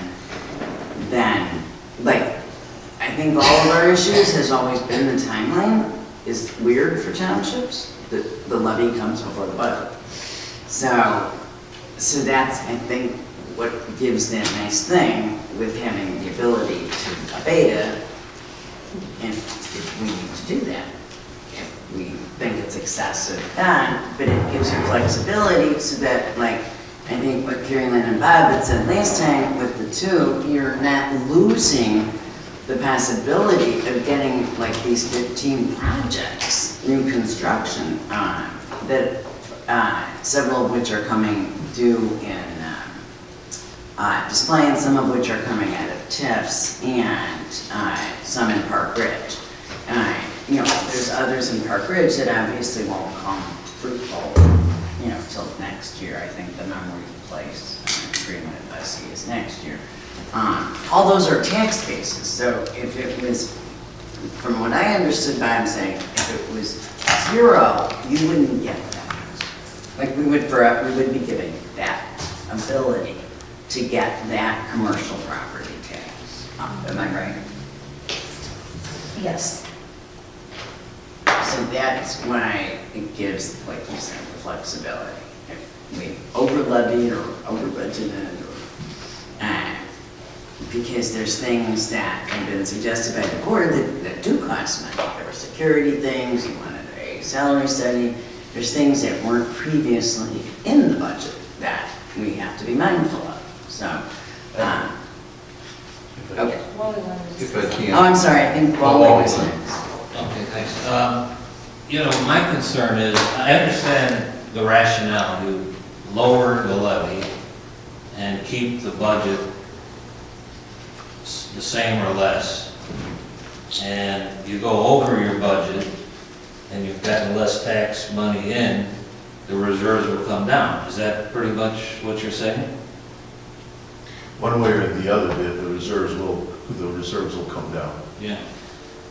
You also have to keep in mind line items. It's tough to budget but that's more of a budgetary concern. But, Right. I understand the thought process and how you look, your method of lowering the reserves, but just offhand, I would say that, if this does provide more flexibility, this may be the way to go. I would, first of all, what really rings in my head, which is a problem that I'm hearing an if-then, and that is that if we go ahead and increase the levy, and if everything works out, and if then we can consider it and go forward with an abatement. So to do something today without a guarantee in the future of further action with the abatement that's a question I have. Second thing Well, is, that's why we gave the resolution. the second thing is that to begin with, we have an issue right now, and of course it was warned to us about by the accountant, it was warned to us by the presenter at the last the presentment with regard to this issue, that we are facing a problem with just having too much money, that our levy is too high. For me to go ahead, and it's a problem, it's illegal to levy for money in the first place that you don't need. You can't do that. So that's my interpretation of the law. Also, I think it's kind of the wrong thing to do. So the way to do it where there's a guarantee that these reserves go down to where they're supposed to be, and you're not blessing and endorsing a high levy, higher than what the law would suggest, would require, and also what I think is right, is to just go ahead and cut the levy and allow the process to work its way through. And with the cut in the levy, I'm not endorsing to a high levy, and the reserves are going to come down as a matter of process. As we go through spending, those reserves will come down. That's okay. That's okay. That's okay. No, but the capital fund is only for capital plans, so we don't have any way to spend the reserves. Unless you raise the budget, so. Or amend it. Right, which. We need to amend. Right, so I'm just saying, like, Dave, you take that as illegal, it's with actually the accountant and the lawyer said it was illegal, is that we levy and we don't spend the money. So that's we're not what they making, said. No. that is exactly. No, they said that they expect us to spend the money. Yes. There's no law that requires us to spend money. And guess the people I talk to don't expect us to just, if we have money left over, to just spend it. That's not the responsibility. No. And also as a taxpayer in this township, that gets me really crazy that just because we grabbed it at the levy level, because we were told the levy has nothing to do with the budget, and the budget has nothing to do with the levy, which I've never agreed with. Just because we took that money doesn't mean if we don't have it properly spent it with a proper budget, with proper need that's left over, that we pick up the phone and start calling people saying, hey, look, you want some money? Are you a charity? No, right? that isn't what I said. What I'm saying is that the proper thing to do here the best thing to do here is to cut the levy because we're starting at a premise where the levy is too high to begin with. And how would you propose to pay for your security guard? The security matter is a huge matter of concern for me, for the employees here at the township. However, I'm of the opinion, and laughed out the door, that we don't need $100,000 to do. The minute you start proposing something to government, they take a matter that should take $20,000 to resolve, and it's $200,000. You take, to secure the schools, now we're going to have $190 million, whatever it is, bond. So I opened that door a little bit because the sake of the employees and the numbers, holy cow. What we need is $8,500 per door, which is the scanners. Then we need somebody to guard the scanners for people coming through. So if something goes beep, beep, beep, and it's not supposed to be in the building, get it out of the building. That's all we need. And for me, I don't know why that's $100,000 a year. I saw they want two entrances. They want 2 entrances. It's $8,500 times 2. You put in the scanners. You plug it. I don't want 2 entrances. I want 1. But I was told by the employees, got need 2, and they gave very good rationale for it. So it's $8,500 times 2. When I went to school, it was $17,000 plus whatever the cost is to have someone at those doors, the person at those doors who can say, hey, take that back to your car. It's not acceptable here, and who can dial for law enforcement, etc. That really wasn't my question. So that's what I'm saying is that yes, we need to cut the levy. The fact that I tabled the security issue, that's the reason why I tabled the security issue, is because it was, to my opinion, it was looking like we're looking at all of a sudden spending $100,000 or whatever it is, and holy cow, that's never what I proposed. So, No, you asked Vicki to get prices, and is, she got prices from right. 6 different people. So, and then you keep mentioning the cost of it. The cost is extremely insignificant based, the real cost. The correct cost based on our budget is completely insignificant. I'm looking maybe $30,000, $40,000. So, and for the employees, it's worth every dime. So what I'm saying is that's a non-issue. The levy should be cut.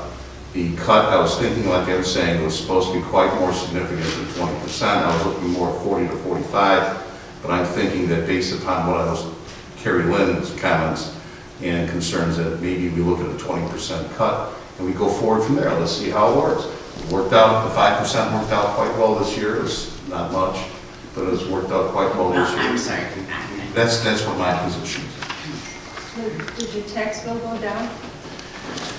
Taking money that we're not supposed to take has nothing to do with whether or not it increases someone's tax bill. The people that I represent are those who don't pay taxes. The people I represent are people that do pay taxes.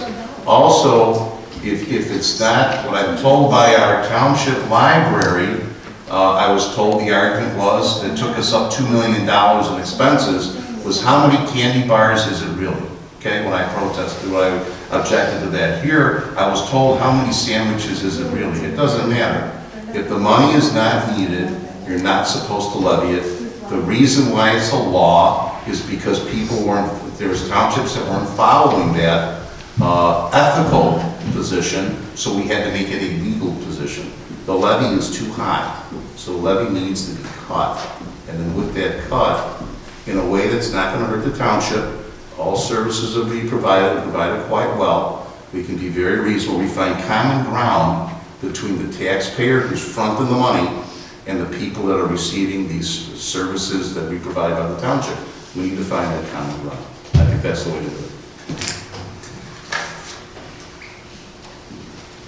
Anything else? Justice Maine? I have prepared some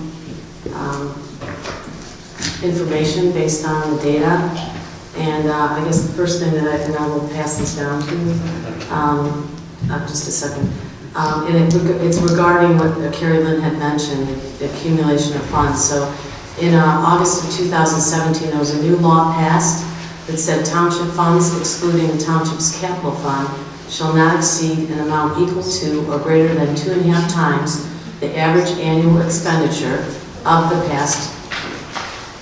previous 3 fiscal years. So in looking at the various funds that we have, the GA fund, the town fund, and the road and bridge fund, and looking at the audit years of 2016, 2017, and 2018 for each one of those funds, I have information to show what we actually have spent per year as an average and what the not to exceed 2.5 times is. And in the general assistance, it is concerning because we are over the limit. So the fact that there was a budget presented, one of 2 budgets was presented to us. We have levy 1 and levy 2, both of $8 million. I don't see legally how we can levy what we're levying in the general assistance fund. I think it exceeds compliance by $231,000. So our not to exceed 2.5 times the accumulation based on what the audit shows as expenditures for the years 2016, 17, and 18, which our fiscal year ends in February. The not to exceed should be, the average per year spend is $870,000 in general assistance. We should not exceed $2,175,000, and our fund balance audit shows that we have a balance of $2,406,206. So we exceeded by $231,000. The highest levy then allowed by, under this township section 85-65 code that I referenced here in the township code, the highest levy that we should be able to, to levy is $639,000 in that general assistance fund by state statute. So I'm going to pass this down so you all have a copy of this. I don't think our lawyer actually, I'm sorry? I said, I don't think our lawyer actually agrees with that, but. Well, that's not really a new law, it's in the Right, it's statute. been there. It just It just codified what the codifies. courts had Right. held a long time ago. So that's the It's always standard been the that case. governments usually adhere to, which is what the point we were trying to bring up during the budget meetings. We were told at the Springfield conference that where this came from was that there was a township that had a budget of like $800,000 a year, and they ended up having millions of dollars in savings that they spread out over a number of banks so that they can get FDIC coverage, and that prompted the codification of this rule that you can't be 2.5 times over. It was a very good explanation, history of the law. Isn't that open us up to tax objections? Yes. But it always had. That's what we've been talking about. And like I said, this Why isn't, we need to spend the reserves. This is a new Because statute. cutting the levy is not the way to do that. it's not a new law. It's not a new law, this has When it been comes the to law levies, bring down the forever. reserves. Bring down the reserves and get off the I'm base. sorry, I was talking to Sharon. So, this has always been the law. I know. You recall from your days here, this is nothing new, and. It was August 2017 where it was codified in because there Right, was. but it's this always case been the law. That it actually had exceeded itself. But the fact of the matter And is we that have we are never exceeding it right exceeded now. the 2.5 times. Yeah, my point is that we could not levy what you're suggesting, what's been presented to us in the draft copy levy 1 or draft copy levy 2, because it exceeds by law, as we already are exceeding it, what we're allowed to levy. So we're allowed to levy only 2.5 times what the average. That's and not that's actually not- what the law says. You can't accumulate funds. You can't accumulate, right. Yes, so you can have a levy and then you can evade it, and that wouldn't violate the law. So when you just use the term you can't levy for it, Right. that's, I mean, You're interchanging. you can levy for it. You just Words. can't accumulate. When you take your cash on hand at the end of your fiscal year and then you add your levy to that. GA that's- reserves are far less than the township reserves. That might exceed. And they're not 2.5 times. They're not even close. Yeah, I separated out per fund. So But they have. you just interchanged levy I know. with reserves. Well, The law is applicable to reserves. I understand. We have to move on, but is there any further,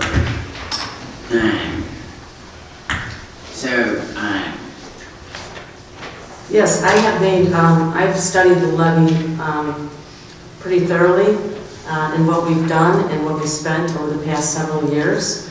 So when I look at expenditures from 2017, 15, down to 2018, We started our expenditures in 2015 were $6,333,000.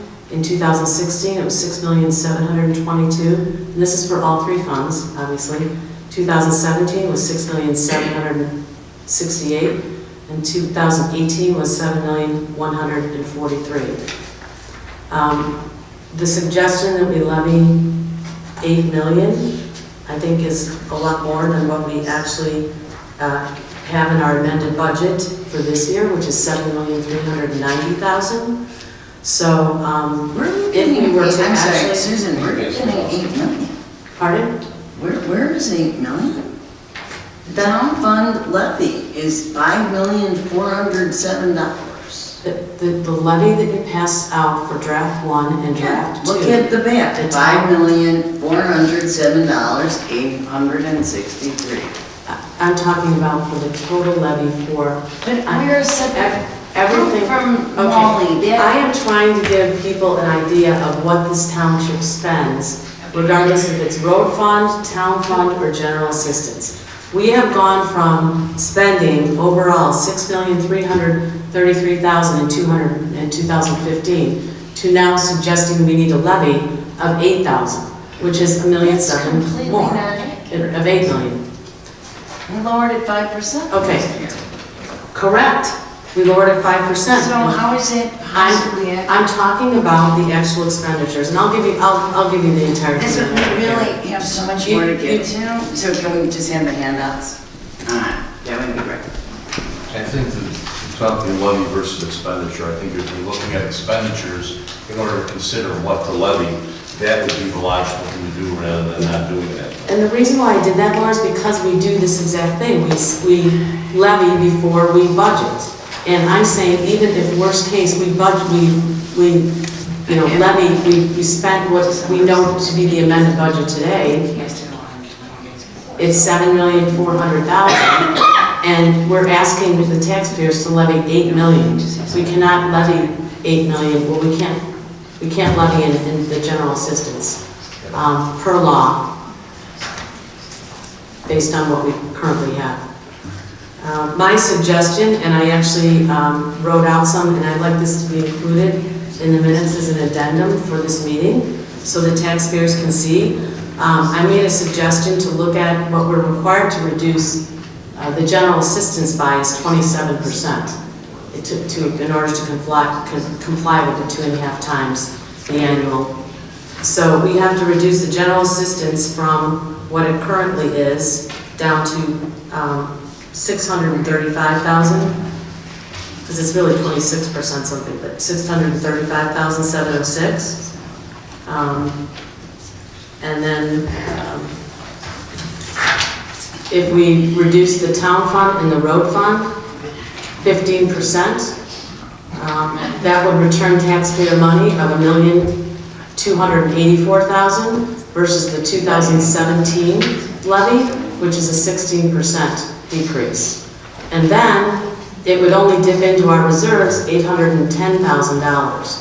The thing we need to understand about the reserves right now is we have $1,293,000, $293,233. So in each fund, we have a different amount of reserves. So in our general assistance fund, we have $2 million in reserves. In our town fund, we have $6,840,000 in reserves. And in our road and bridge, we have $2,046,000. So we've been accumulating quite a bit of money in our reserves.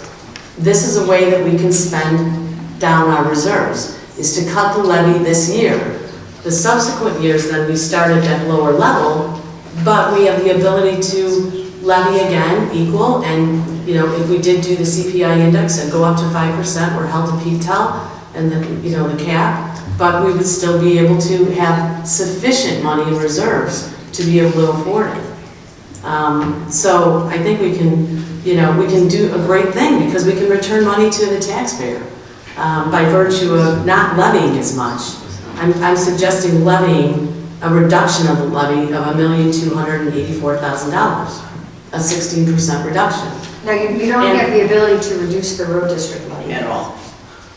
Well, I understand that we don't technically, but if, you know, if we look at that and we look at what Wally, you know, what the requirements are that he has, I mean, I look at what we've spent over the last 5 years in the road district, and I think we're levying way over what our actual expenditures are, significantly. So, excuse me, I just want to say a couple things. For one thing, part of our levy goes to municipalities. We don't capture all of that.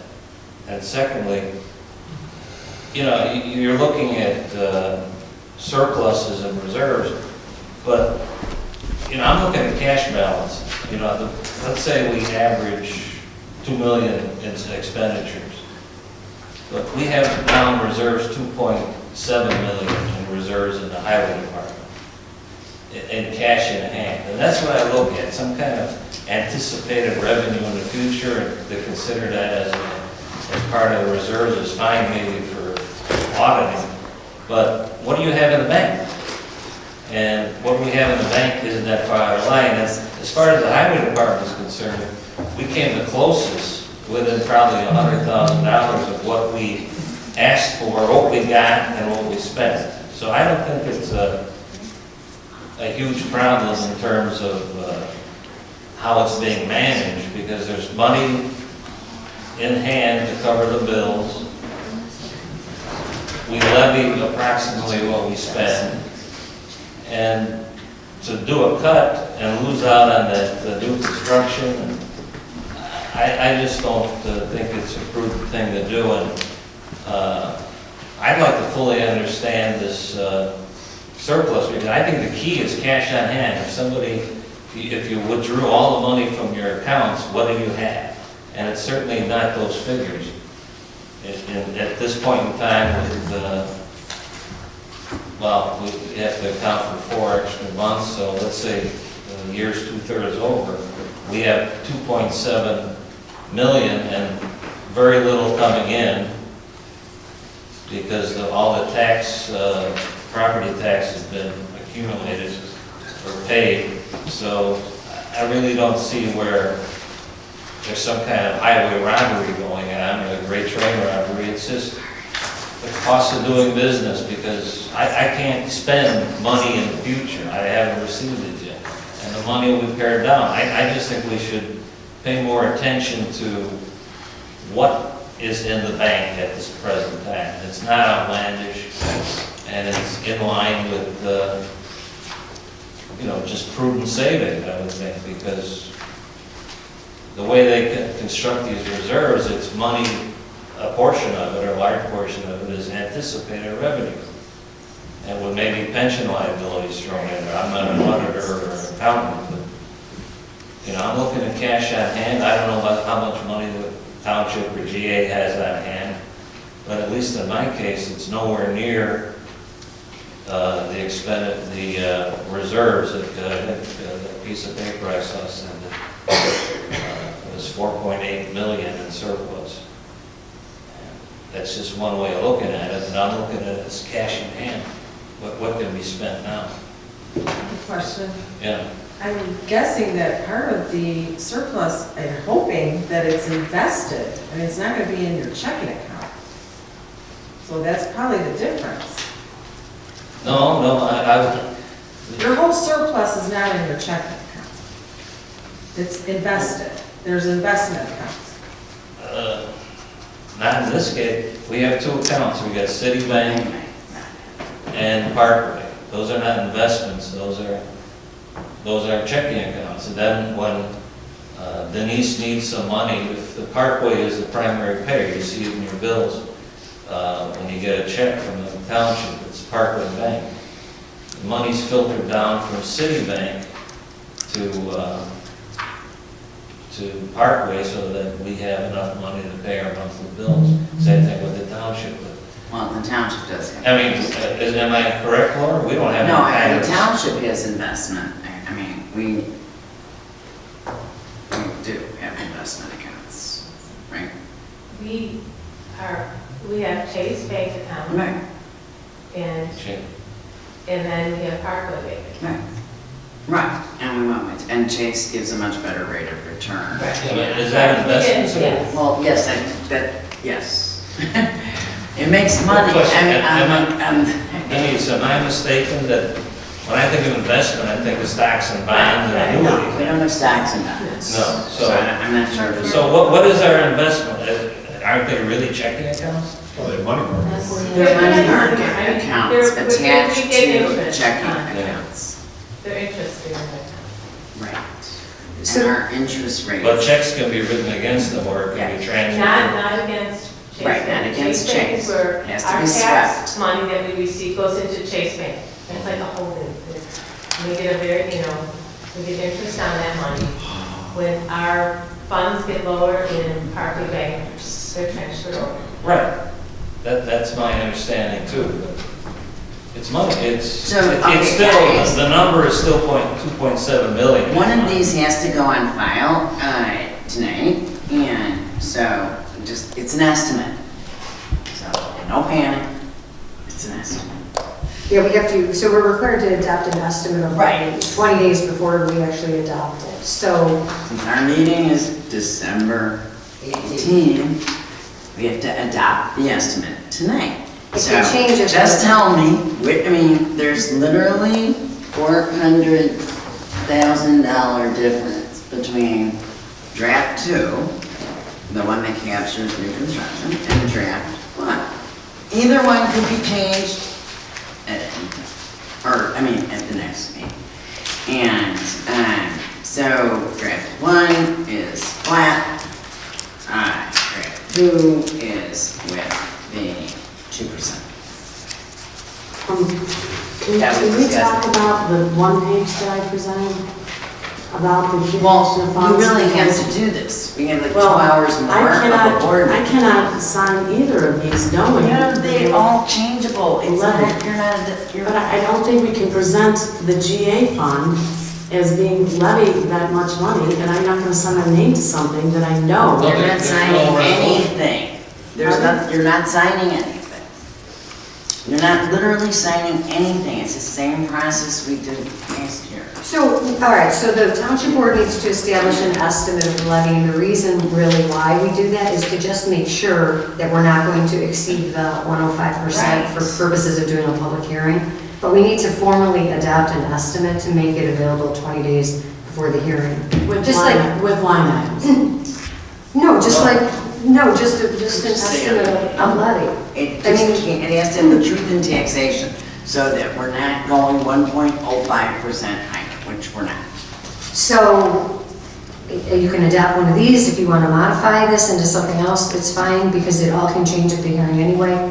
You just need to adopt something to that. If you recall, the last time we changed it 3 times in between. Isn't this what we put up for the public? Right. Yes. So people can. Right, and then the hearing itself is on November 18th. Do they sign this? December, no, they signed nothing. Nothing. Can the estimate be amended? Absolutely. Thank you. So let's do an estimate that shows a 20% cut. Well, no, I can't amend these figures right now. You want the 0%? That would be closest to, the lower one. I can't send Dana at 9:30, who's needing to do a closed session, back to the computer to cut 20% on the levy. We gave this like a month ago. But you're saying we can give an estimate of a 0%? You can give either estimate. These are the 2 we gave you. I'm saying, what you're saying is level or the increase. Yeah, those Zero were is- like the ones that were proposed by, that It's we not tried. binding. I know It's it's not not binding, binding. I understand that. And you're not signing your name to it. Right. You're not committing to it. These can literally be trashed when you meet on the 18th. Right. So it's just, we have to have something on file. I can't go up and recalculate something now, I'll be I late. mean, that's So why my we suggestion had is it just on pick the this one that's month. flat, and then when you meet on the 18th, if you do a reduction, we'll just replace this one. I would suggest that we use 2017's levy then. But That is flat. Well, it's flat. That's it. The first one, levy one increases 149,000 over 2017, and levy two is an increase of 186,000 over 2017. So they're both an increase. Right. We levied 7,863,000 in 2017. These both ask for levies more than 8 million, excuse me, I keep saying thousand. We levied 7,863,000. Both of these are $1 million levies, so they're more. Okay, so your choices are one of these two, and that's in your Basin drawing board.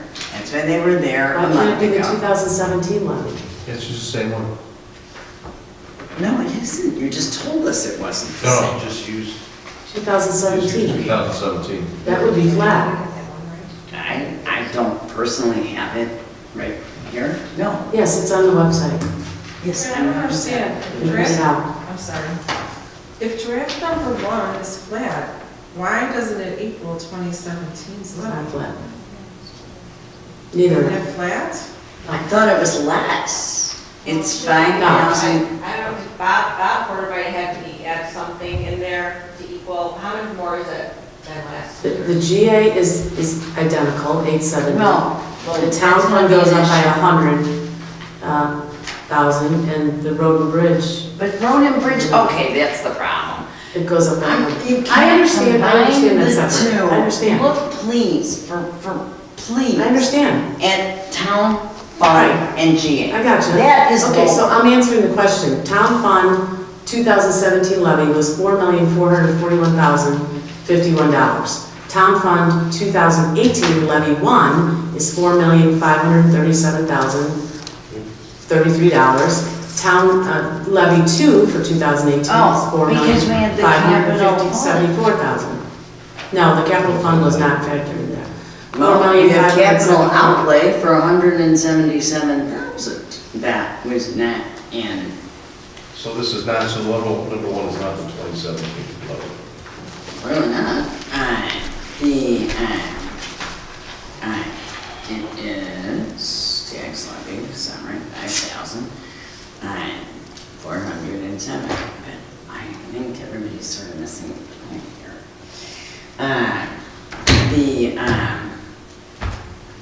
You can lower it to whatever you want.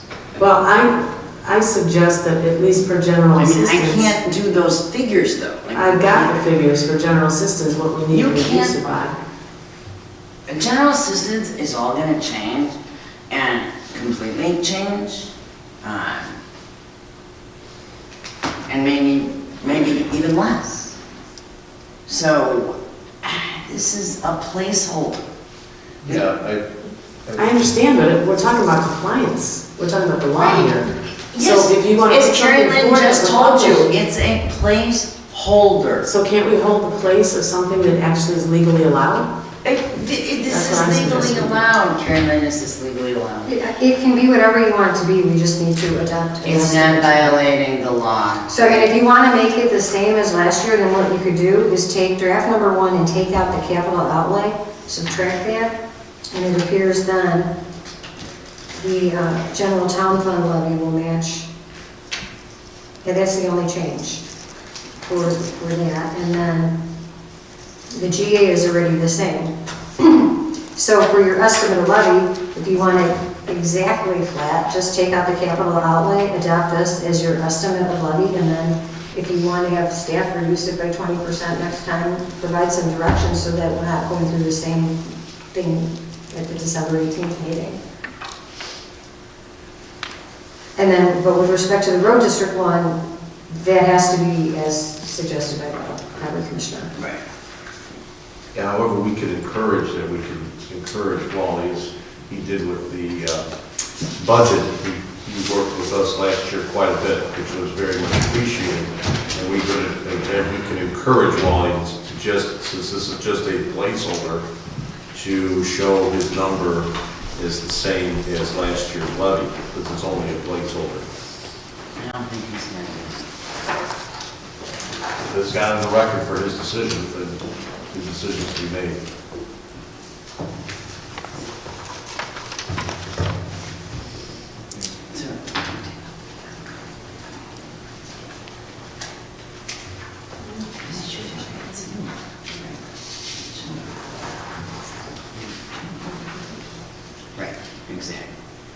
right, so,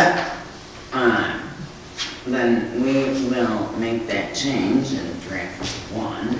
I mean, is that sufficient? So then with that, would there be a motion to just establish an estimate levy for the town and GA fund as provided on draft 1 flat, less than 177? Answer, where are we at then on the road?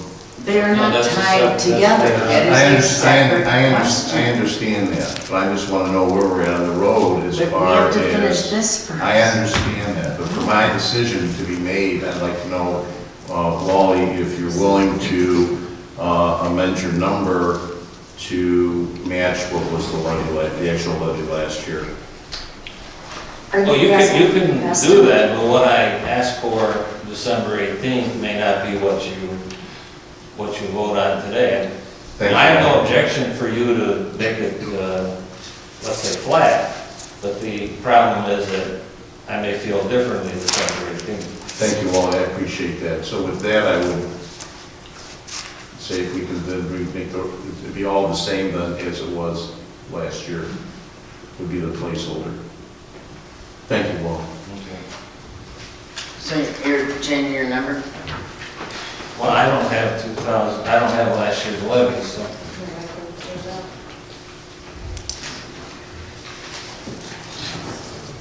Right. It looks like all of the line items are different. Right. So the total is 1213670, so it's just a little bit different. Well, what's the final total, collective total? Yes, we would make it the same.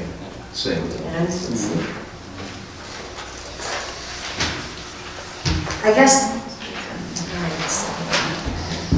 so the difference at the end is 2,551,962. I guess my only concern about doing it that way is the tentative estimate of levy that you're adopting for the township is higher than you think it's going to be ultimately at the public hearing. So you're giving a notice to the public, and then you're probably going to do something to reduce it in the future. But you don't have discretion over the road district one. And so you're going to be giving an estimate that's lower, and then if you have members of the public doing that, I would advise you to just actually go with this actual number so they're not surprised and it's higher than at the hearing. I understand all that, but I would, again, appreciate it with the numbers being the same as last year. I mean, because I'm looking for a 20% cut to be put in as the placeholder. That's what I'm looking for. So that's my comment. Well, And I understand you have the authority over the road bridge, but I'm just saying on the record that if you could just bring your number to where it was last year, we just have a placeholder. Yeah, which is the well, same you know, as last year. I am going to ask for the 2.1 increase December 18th to facilitate this thing, and I'm not doing anything wrong, right? Well, no, No. she is saying it is a little not transparent on if, putting you in a bad position. right. No. Right. Well, no, it's literally what Carolyn was saying. Isn't it? Well, It doesn't look very good if. yeah, it's one thing if you tell the public, this is what our estimate is, and then at the public hearing you reduce it and you don't levy as much as what you estimated. It's a little different if his estimate, you know that you're going to adopt his levy at where it's at because you don't have discretion to not do that. But what you tell the public in your estimate is that it's going to be lower. So then their expectation is lower, they come to the public hearing and it's higher because you don't have the flexibility. I mean, I think maybe what you might want to do is adopt his estimate as it is and then work with him over the next few weeks to reduce the 20% so that the levy would be lower. Well, whatever, you know, I just, instead of blindsiding the public. I would repeat my position as for my vote, that I would appreciate it that Wally would just go along with the figures that we had in the last year's levy. The understanding that I'm going to be asking. Yes. 2.1. I mean, if there's any heat involved, I don't care, you know, that somebody says I raised taxes by 2%. I understand. I'm not a professional politician, and I'm in it for the short haul, so, you know, I have no agenda. Ask for that. Excuse me? I was just talking. Excuse me? What was that? Raj Stocker said. That's the road district's attorney. You said that, answer to that. Excuse me. Okay. I'd like to say something. Sure. It is dishonest to say that you're going to ask for a lower amount and knowing that you're going to ask for more at the December 18th. It's like a bait and switch. That is dishonest. There's nothing transparent about that. There's nothing honest about it. There's there's no integrity in that. So what you're actually saying is lie to the public and then do something different. And you don't have the discretion to do that in the first place. What I'm Which saying is that another level of dishonesty. for my vote, I wanted to see a 20% cut as the Dave, placeholder. you're interrupting me. What you're saying has nothing to do with what I just said. All right, Donna Adams wants to, hang on. We have, I'm gonna let Donna Adams, I'm gonna recognize her to make a comment. I think that the employees, this all started when we said we're not going to let them go and change the number, but the employees serve at the pleasure of the board. So if the board decides that they're going to go change the numbers, they should, because I agree with Ken Jones that it is not transparent. If we are going to make a 20% decrease, we should say that now. Well, that's his opinion. And That hasn't been voted on. And that we can, in this meeting, go change the numbers. No, what Carrie Lynn was talking about, Donna, is that it's one thing if we decrease for town fund, but what Dave is wanting Wally to do is put himself in a bad position of saying, oh, I'm going to be 20% lower. In reality, he has no intention of doing that, has announced that, and they have no ability to vote no on it. All right, so given the leverage I have, okay, well, I'll ask for the proposed levy. The one you submitted? The one I submitted, All right. yeah.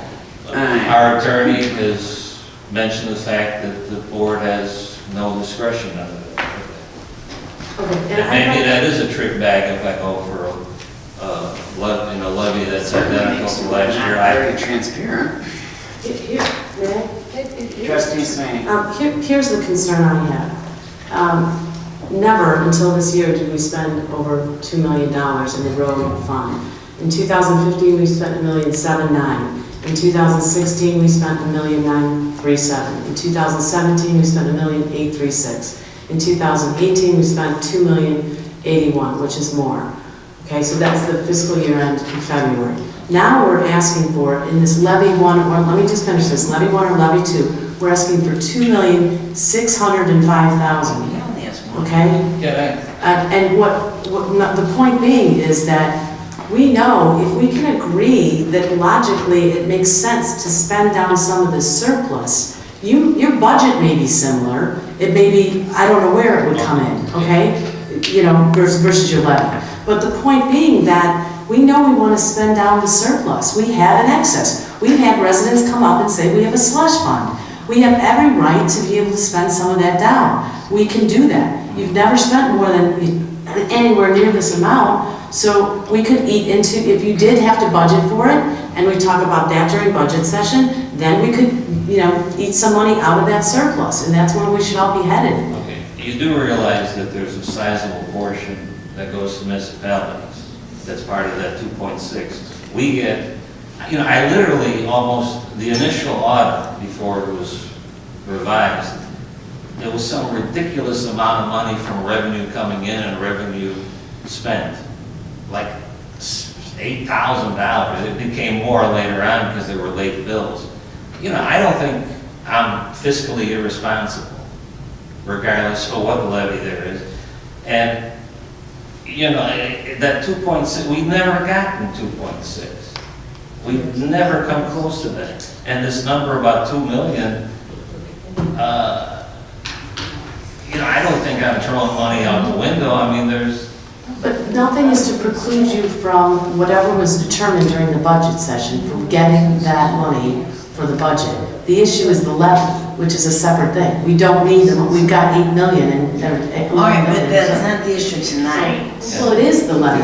Right, no, It is the but issue. it's an estimate, and he he would want to go with the higher to be as transparent as possible as to what he's wishing.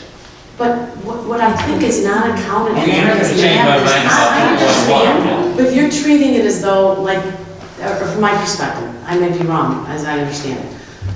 We're not doing anything different than we've done every other year. So we're not paying attention to the fact that we've got this reserve fund that's so high. So it's, you know, we don't need to levy this much because we can actually budget and eat away at some of the reserve if we need it. When it comes to that. Wait, so we did ask for an amended budget, that was turned That down. was, there was a So, $400,000 we're not capital budgeting right that now. would have directly. We're not talking. You're not. Well, it was voted down. That was one way to reduce the reserves, is to have And it meant- extra money Right. for additional resurfacing of roads. That was voted down 2 months ago. So, you know, Okay. that was one Can way we of agree reducing that it reserves. makes sense to spend down some of the excess money that we have in reserves? Yeah, I tried to. 11,200,000. I don't have 11 million. That's what it is between the three But funds. he can't do that because you didn't approve So- the way for him to do that in the amended budget. You turned it down. That was the permanent road district fund. It needed to be funded. That was what it was going So to be next year, funded even if he with. requested funding for something, and, that comes up during budget, and we would eat into some of the reserves. That's Yeah, where well, it'll come. If you choose to vote So for it. even if, well, Well, that's okay. going to be a vote regardless. I mean, Maybe I just wanna under get- the advice of the attorney, maybe it was a good idea not to go for the zero thing temporarily. You know, I'm, So my vote's gonna be no, Wally, because this has gotta stop. This nonsense has gotta stop. And what happens is we keep throwing apples and oranges and pears up there, and we keep confusing the issue. The issue is not whether or not, gee, we could have spent this money down somewhere else. And another way we could have dumped cash somewhere, or put cash somewhere, or spent it. The question is, what is a legal levy? We don't need the money. we don't have to levy this All much. right, Trustee Jones is next. This conversation is circular, and Right, it has it's nothing to do with what we're actually trying to do here tonight. All of this going back and forth has nothing to do with what we're doing here tonight, which is just to put a placeholder in here. It's been established, you have no authority over Wally. He can do whatever he Oh, wants. there's something we No, can do. you don't, and stop interrupting, please. You don't have authority. I know you think you do, you may wish you did, but you do not. And that is not what we're here to talk about. We're not discussing the budget, we're not discussing, all we're doing is creating a placeholder for the levy. That's all we're doing. It's either up or down. It has nothing to do with what you made, you're laughing? What are you laughing about? And is anyone considering that we can levy less because we've got this money in surplus in reserve and what people are calling? I'm not gonna, that's not even the issue right now. It has nothing But that to- is the placeholder of a levy. No, A levy is a it's not. levy. It's not a budget. And It's it's a not levy. discussion. We're asking the taxpayers to levy that money for this year in I 2019. do not understand what we're trying to do. If it's simply a placeholder, why is it so tough for us to go with the 2017 figures? And I'm gonna tell you why. We just did. Because We they're literally gonna use just their, did. no, not we, all of us, No, all three. Wally doesn't have to do that. Doesn't have to do Okay, it. if you're gonna I just say the same see thing, that are he you doesn't saying have something to do new? it. I asked him to do it, But he's not going to. and he's not going to, and there are reasons why, because a placeholder or not a placeholder, there are reasons why. Yeah, because the attorney recommended he not, and I think that's a And fine. there's a basis for that recommendation. Okay. No, That's why I'm sorry. I can't go Okay, on. and I understand his rationale for not, because he's coming forward and he's gonna ask for 2.1 after that. You know? Right. And I think that's wrong. I think that's wrong for a levy to So go you prefer to 2.1%. lie to people? No, I didn't say that, Well, Kim. that's Don't put the words in my option. mouth. I don't know. So I'm calling the question. I just I'm calling the question. question. We're done. I'm calling the question. I'm gonna make a motion that I'm calling the question. I'm motioning for the, to adopt an estimate of the revised draft of the road, not road and bridge, sorry, of the town fund in GA that is minus 177 for a total, hopefully change that total. The total would be 5,407,863 minus 177,000. And that would be removing the capital outlay from the levy, which shouldn't be anyway. Add those figures again. Yeah, take out the capital outlay. It takes 5 million. It's on your sheet, right? I understand. 5,400,000. It's gotta be, So it's gonna end up being 5,311,881. But don't we have to also subtract the capital outlay in every other section for assessor, clerk, emergency manager? I mean, there's capital outlay in every single one of these. Well, but the 177 seems to be where we put the capital fund, actually. 2017. So is that number? It's because you guys wanted it at 2017, it makes it at 2017. So it's equal The to difference was 177? 177? Oh, difference was 177? Is that your number? That's what, I'm sorry, which, she's no, double I checking, showed that's what an Karen increase Dennett said. for levy one, but that's for all three funds, so. Yeah, but I know, I didn't differentiate it. Okay, so if I'm looking at just town fund, it was, I'm sorry, difference is 96,000. it was 4,537,033, and then the 2017 levy was 4,441,051. So I don't know where the 96,000 came from. that's just town fund. that's just off. She's talking about town fund plus GA. So I have to add it. It's added. But Carrie Lynn has the 2017 amount. Yeah, It's but on it's the only first. So 96,000. can we just say the actual amount? Oh, Okay, so the difference is, of the document that you have, take out the capital outlay of $177,000. That reduces total administration to $2,367,980. Then all of the rest of the numbers are the same on the first page. Wait, wait, no, it but makes it two. then you're reducing it below 2007. You said the difference was This is- 96,000. Well, because we're not done with it. The difference on the last page in the totals. Right, so if the difference is only 96,000 and you're taking out 177, you're gonna be under one. No, I think we're only one page into it. I'm going through all the changes. No, see, Are you doing all the capital outlays? Is that what you're doing? I'm going through and just comparing this to what the 2017 levy on the website is. Oh, okay.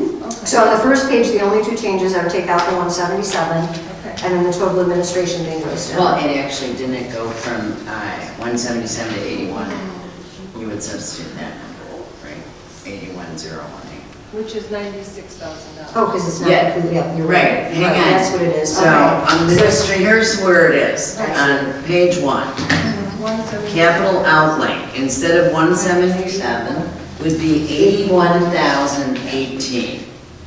Yeah. Sorry about that. So that's the difference. That's the difference, yeah. And then that's the only change. Just check to make sure. I think that was the only change. What about with the total? And then the total would be, what she said a minute ago. 5,311,881.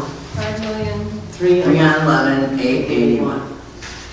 That is what we do for town We did fund. last week. And GA. All right, do I have a second on that? Second. Motion second. I'm calling the question. Clerk Giuliana, can you call the roll? Supervisor Morales? Yes. Trustee Jones? Trustee McKenzie? Yes. Trustee Carabota? No.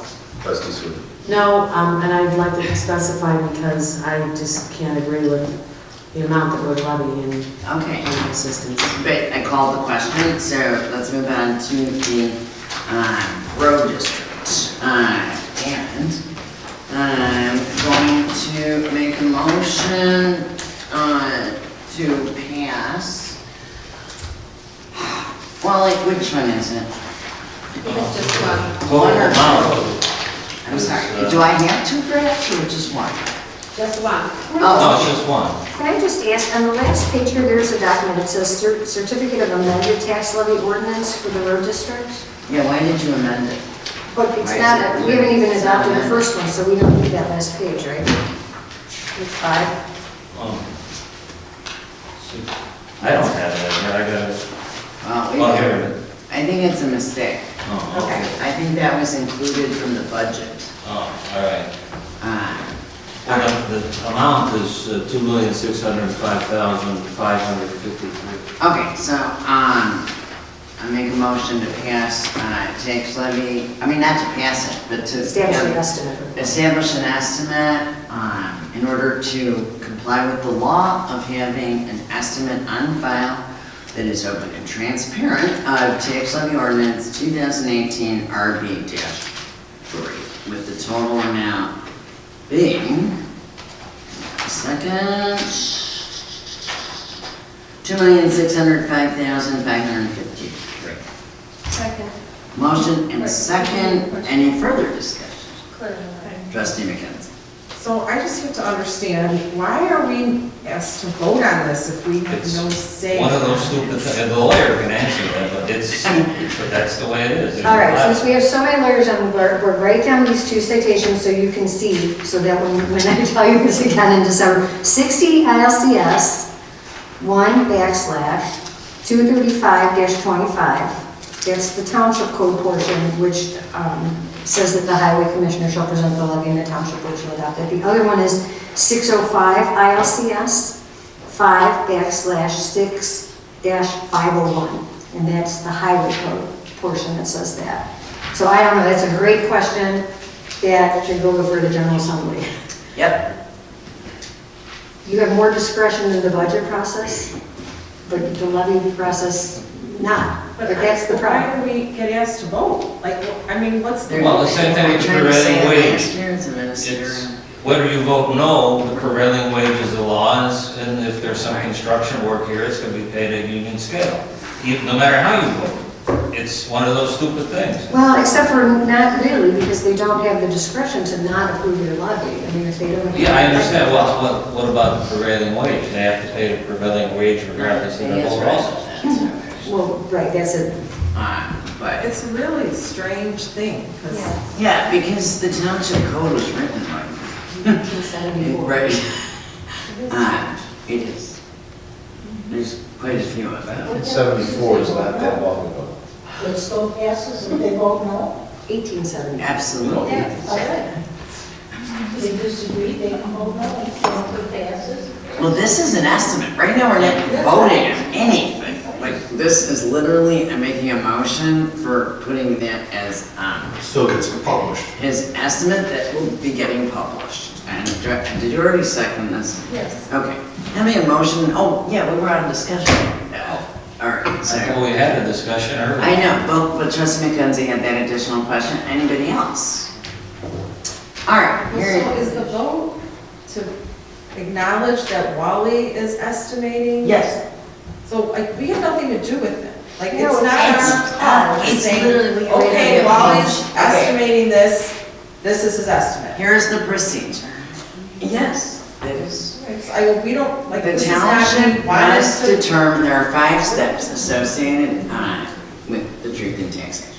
The township must determine the amount of money exclusive of election costs to be raised by the property tax levy at least 20 days prior to adopting the tax levy. Oh, that's not the part about the highway department. But it's still the levy process. Yeah, and the part she gave you the quote for was that the highway, the township board shall pass the highway department's levy. Shall is a mandatory construction, as all 3 lawyers on this board know. By not doing so, you actually, oh, so the quote, the citation she gave you for 60-2, I can't remember what section, is that the township board shall, as opposed to in the budget, which is not the shall approve the highway commissioner's levy. So for tonight, though, you're not. But you're not doing doing the levy. it It's tonight. what do you want to give the public notice of? Do you Right. want to estimate actually what the highway commissioner wants to levy, or do you want to estimate some other amount and to put the public on notice of that?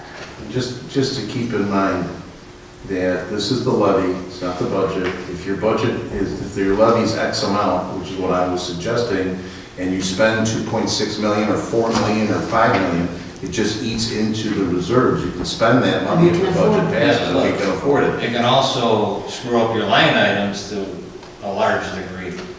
If you have a smaller budget and then you can spend down the reserves, well. I just don't see in good Legally, faith. you can only do that 10% over the line item. Isn't that correct? Wally, you have certain authority, certain responsibilities. With that comes, decision-making. And I just don't see how you can go ahead and present a levy at 2.6, but that's going to be not along the lines I would like to see. Okay, so are we, So this is just Wally's estimate to give the public notice of what his estimate is. That's it. That's all we're voting on. That's it, and I don't see how you can estimate that way. But it's Wally's estimate. Right. It's, and you say you It's want Wally's transparency. estimate. You want All we're doing is transparency. saying, yes, we're going to give the public notice of Wally's estimate as the road commissioner. That's That's it. it. That's it. Right? The estimate is way, Yeah, but it's not for tonight. It's not for tonight. yeah, I Your can't, opinion means I, nothing in this. my opinion must mean something. No, if it's a it yes means or no. nothing for this particular discussion. No, it does not, actually. None of our opinions mean anything regarding Wally's. we really have to move on? Call the roll. So I'm calling the question. Clerk Jones, can you call the roll? Supervisor Moran? Yes. Trustee Jones? Yes. Trustee McKenzie? Yes. Trustee Carabota? No. Trustee Sweeney? No. All right, now, I'd really like to get through these policies as quickly as we can. I enclosed a revised one that incorporated, I think there were 2 suggestions by Dave Carabota. This is the first one, attorney legal time. And then I had some revisions proposed by Claire McKenzie. I think it's pretty self-explanatory. We make a motion to pass that policy. Do I have a second? I'm sorry, I don't know what you're referring to. Did Claire submit a I just made. No, she just made the changes. Why are we talking about the new policies? Revisions? What are you talking about? I'm sorry, I'm This was not, tabled from, I'm access. moving on to the next agenda item.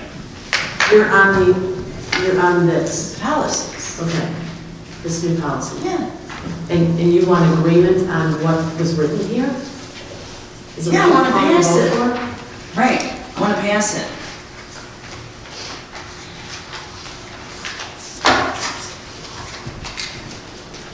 I'd asked at the last board meeting, if anybody wanted any changes, send them to me.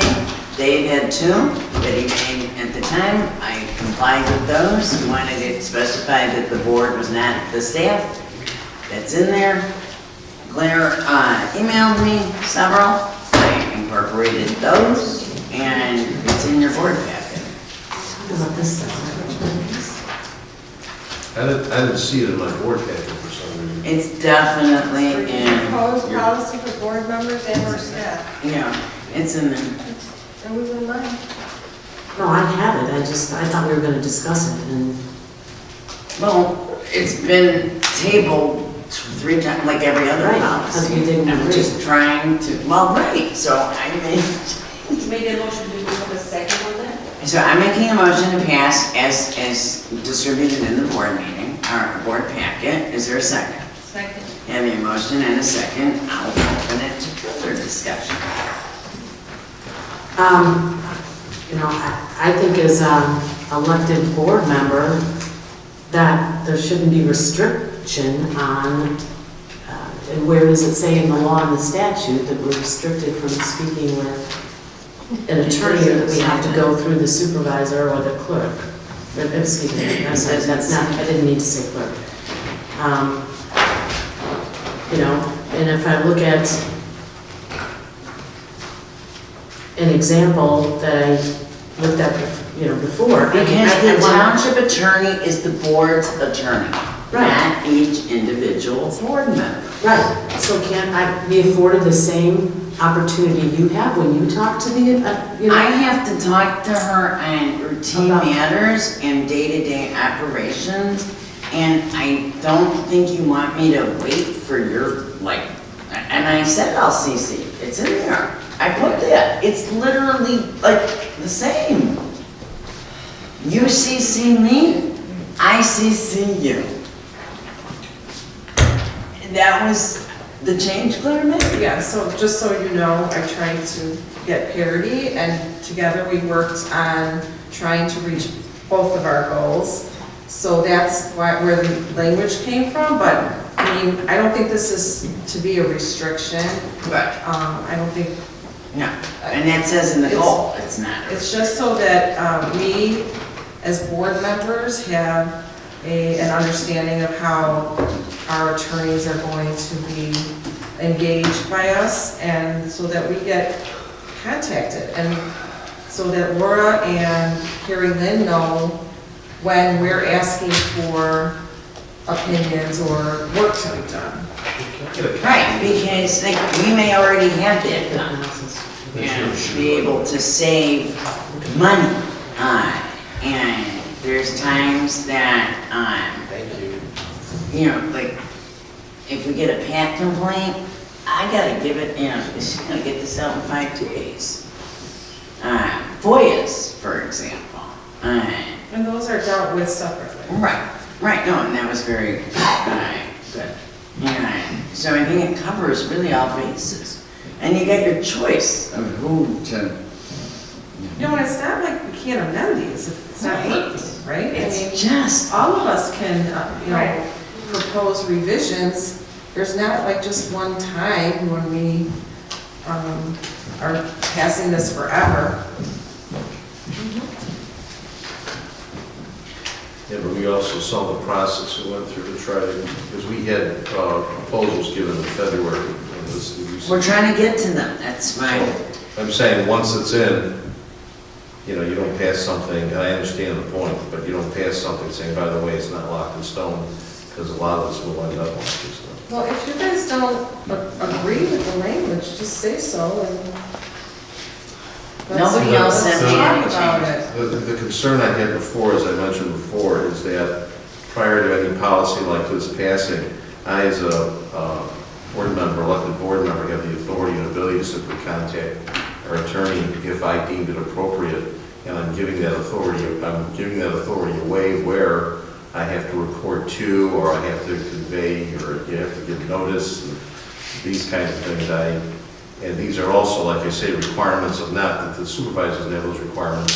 Supervisor presents. Yes, that they it's do. She gets the same, we She has, I don't know, the CC, but. That's what you mean. But for me to be able to pick up the phone and contact Carrie Lynn.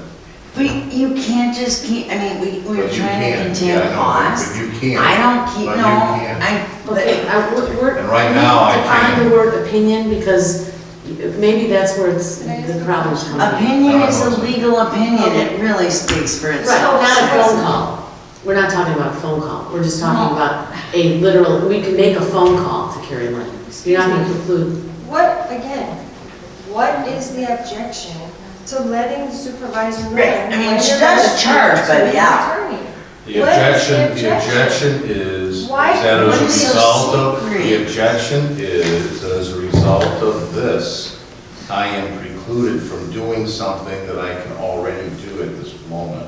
I'm giving away certain of my authority. Why and are you not I'm giving it not- away if you let the I'm supervisor not know going that You you're doing? individually actually What? don't There's no have authority, actually. authority to You engage the township attorney. You don't have the authority now. I You just individually exercise don't have the authority to engage the township attorney in any matter I might like, As a lawyer, you're using the term engage, which means hiring, and you know that that's not what I'm No, talking I about. mean- I'm talking about contact, I'm talking about picking up a phone. yeah, but I'm it's talking still about cost sending money. an The whole email. point is to keep our attorney's fees in a fiscally, and it's just. And the way to do it Okay, is- I'm gonna call the question, feel free to vote how you want. Peter, Clerk Jelimes, can you call the roll? Supervisor Moran? Yes. Trustee Wait, Joe? what's the question, sorry? A motion to pass the. Yes, yeah, that- three yes, pages. yes, as written. I'm sorry. Supervisor Moran? Yes. Trustee Jones? Yes. Trustee McKenzie? Yes. Trustee Carabota? No. Trustee Sweeney? No, and I'd like to make a statement for the record that there's no statutory authority to restrict the elected board members from calling a township attorney directly. Okay, and I think Carrie Lynn made a statement at the last board meeting that we are literally the only board of the, how many do you represent? Yeah, that have like the level of direct phone calls that don't go through the supervisor. And contacts and requests for opinions that, they all get coordinated through I somebody. just want to remind the public that the average cost of legal bills annually for the previous 5 years before 2017 was $15,000 a year. And now, this last year, it's been roughly $125,000. So obviously, there's a reason for this policy. In January. Okay, so we're done. In January of this year, I disputed all those figures. It's Right, online. okay, so You I'm can look at moving the on. online I'm sorry, I'm evaluation. moving And we on. have an appeal pending right now, for example, because the board was kept That's in a the dark different lawyer. about a certain issue by our supervisor, It's a which didn't different happen before. lawyer. It was usually Okay, happened now. Dave, So that's one example. I'm moving on to the policies that trustee Sweeney and you have been trying to pass since February. And that would be record retention. Hopefully you all still have. All right, well, I did have Doreen make. I think they're in my office.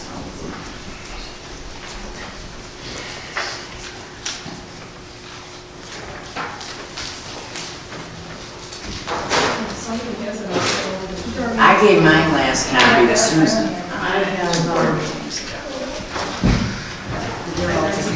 All right, so just ignore the first, these are all of them. All right, so the first one we're considering is number 3, record retention. At the beginning of each fiscal year, the clerk will provide to the board a report which lists the date and purpose of all closed meetings for which meeting minutes and/or audio recording still exists. Number 2, all open session board meeting videotapes shall be retained for no less than 10 years. Correct?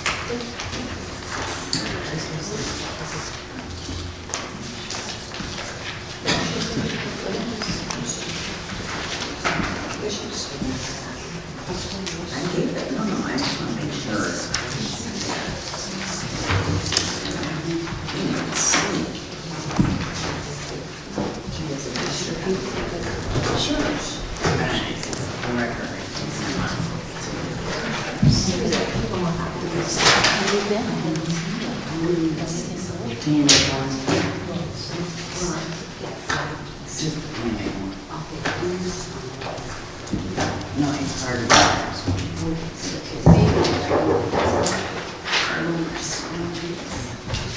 Yeah, for carrying it. All right, so I'm gonna make a motion to pass that policy. Is there a second? Second. Have a motion and a second. Is there any discussion?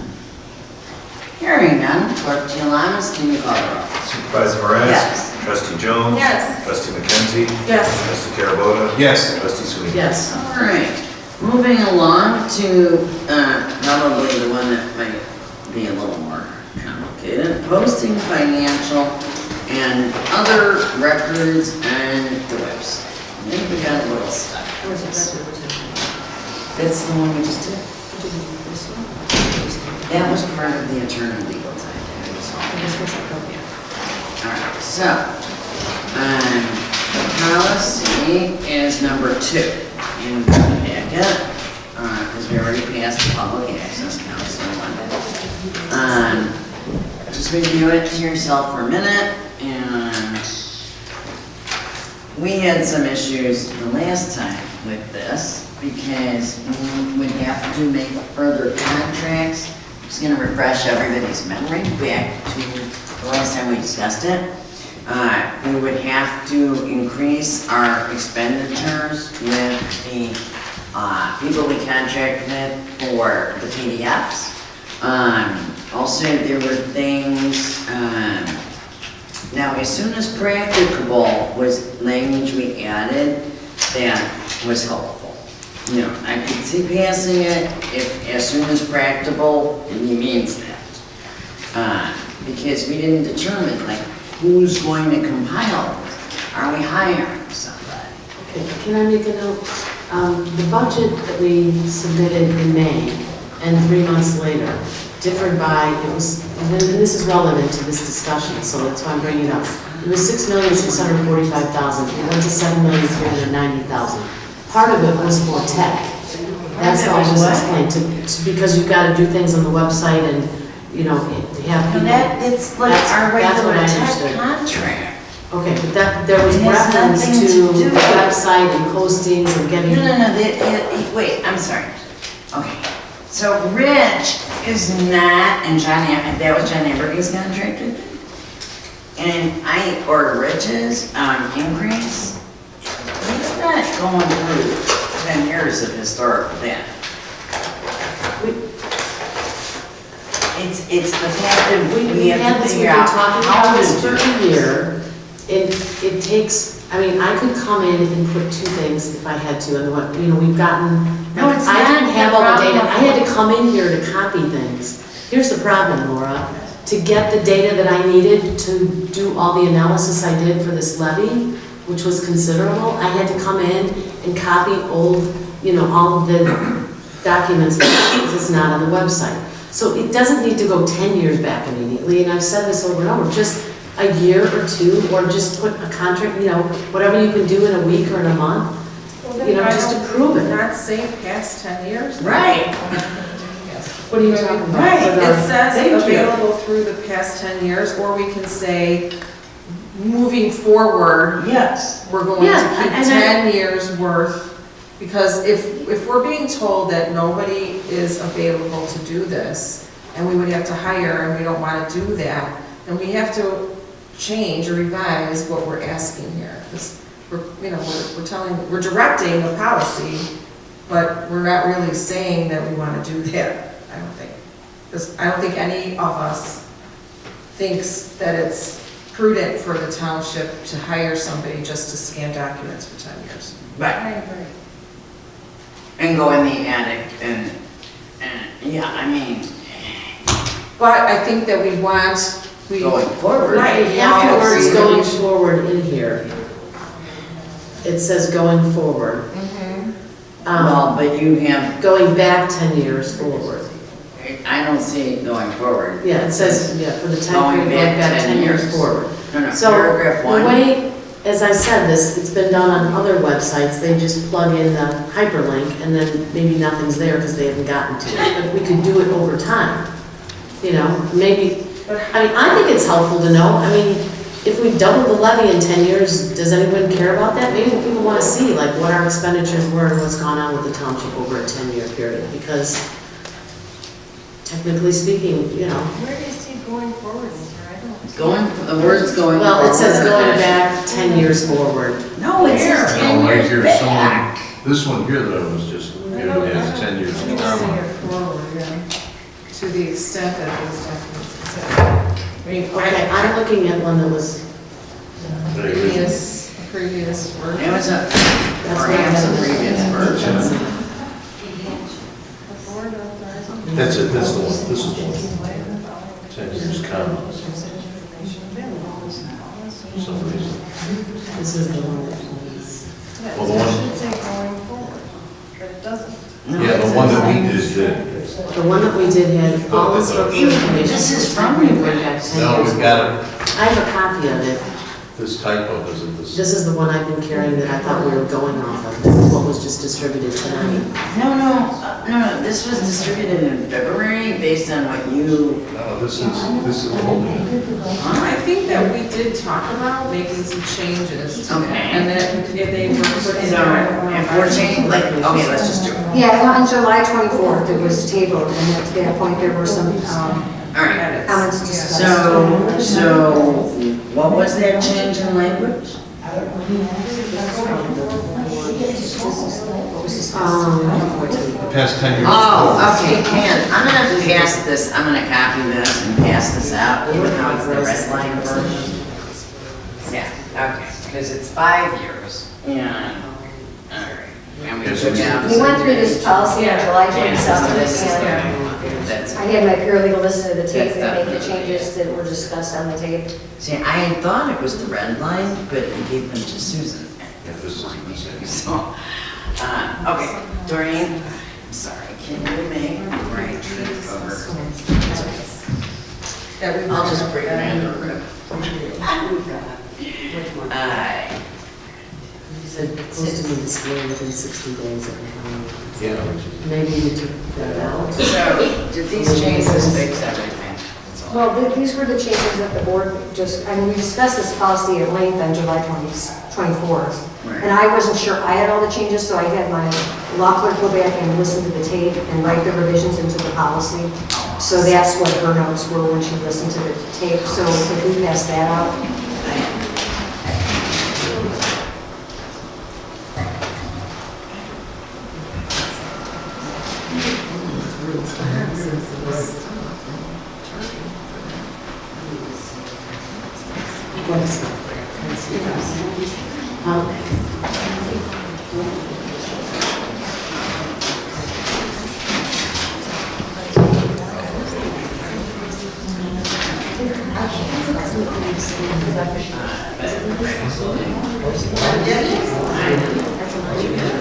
Don't freak out, they didn't come out in color. Probably because we could use it.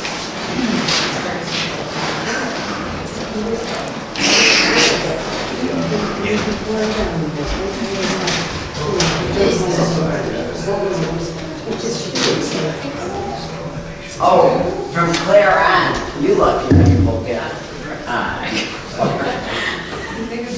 Yeah. I'm sure somebody will be hired to do that. To hire a person?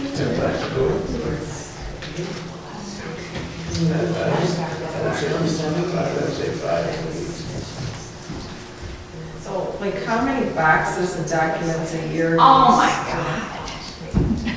What are they? What are we talking, we're not talking about everything. Well, that she listed We listed them. them. I mean, How many resolutions were in the last 10 years? How many annual levies in the last 10 years? I mean, no big deal. Resolutions, no wait, resolutions, you used to be able to just, in our old website, now that we changed it, I can't find you on there. well, But you used to be able to do a search, and you could find resolutions. Pardon? I'll fix that, but that's not the topic. The topic is, like, Dave goes, oh, how many could there be? The problem is possible, we have to search. Like, we Okay. have records in the attic that are the past 5 year records. Okay, I think. And wait, hang on. Remember we had the whole discussion that under the Local Records Destruction Act? So we don't want to be compromising our own, like, we destroyed a lot of records in the Local Destruction Act. It allows it every 7 years. Okay, so we can go back, oh, we changed the 10 to 7. No, we changed it to 5 in this. You guys changed it Okay. to 5. So And 5. so, so this is not updated, the one Dory just. Well, right? it is, It it's says just, 10 here. it just says the historical part didn't get the updated. Alright, so that's. This one says, the updated, it says 10. Alright, right, except it should match the body of it that says 5. Like board meeting agendas say 5 and going forward. And then, budget say as soon as practicable. Annual wage report, I can't read that. I don't see it on the typo at all. Well, I think I'm just. Oh, I mean, what you're saying is that there's one that's got a markup. Let's look at this. Right, the type up that you get, it doesn't have the markups. Yeah, it does. It just didn't come out in color for some of the copies. That's why I said facetious. No, I was talking this about one, one the that was one in the clipped. that's in the clip that we just got. That's being presented, does not Yeah, have all of these. Those weren't redlined. No, but you know, Yes, it does. No, this one, we'll see like the 5 years. or something. this one's not, it's not in there. Okay. This is the one from your board pack, right? Well, the one Doreen just gave us. This is the one during that I just handed out. Yes. And this is what Doreen gave us. Right, but that is from the board pack. I mean, that was, See, it doesn't have the 5 years. no, because this was an older version. This is what we did at the July 23rd. So you're saying is it's not. Oh, this is the older version. This is the older version. But don't we want the one we got? Yep, we want this. So we're looking at this, and we're deciding whether to vote on this. On the blue one. This this one. is like readable. I would say that we ought to do is just, why don't we Well, if you want to table it table again. it again, because this one with the typo doesn't match the. No, no. And let's just have a nice, put things together, right? Is that No, because this is what we said should be, right? this is what, you guys said, should, right, right. Okay, so- That's what she found.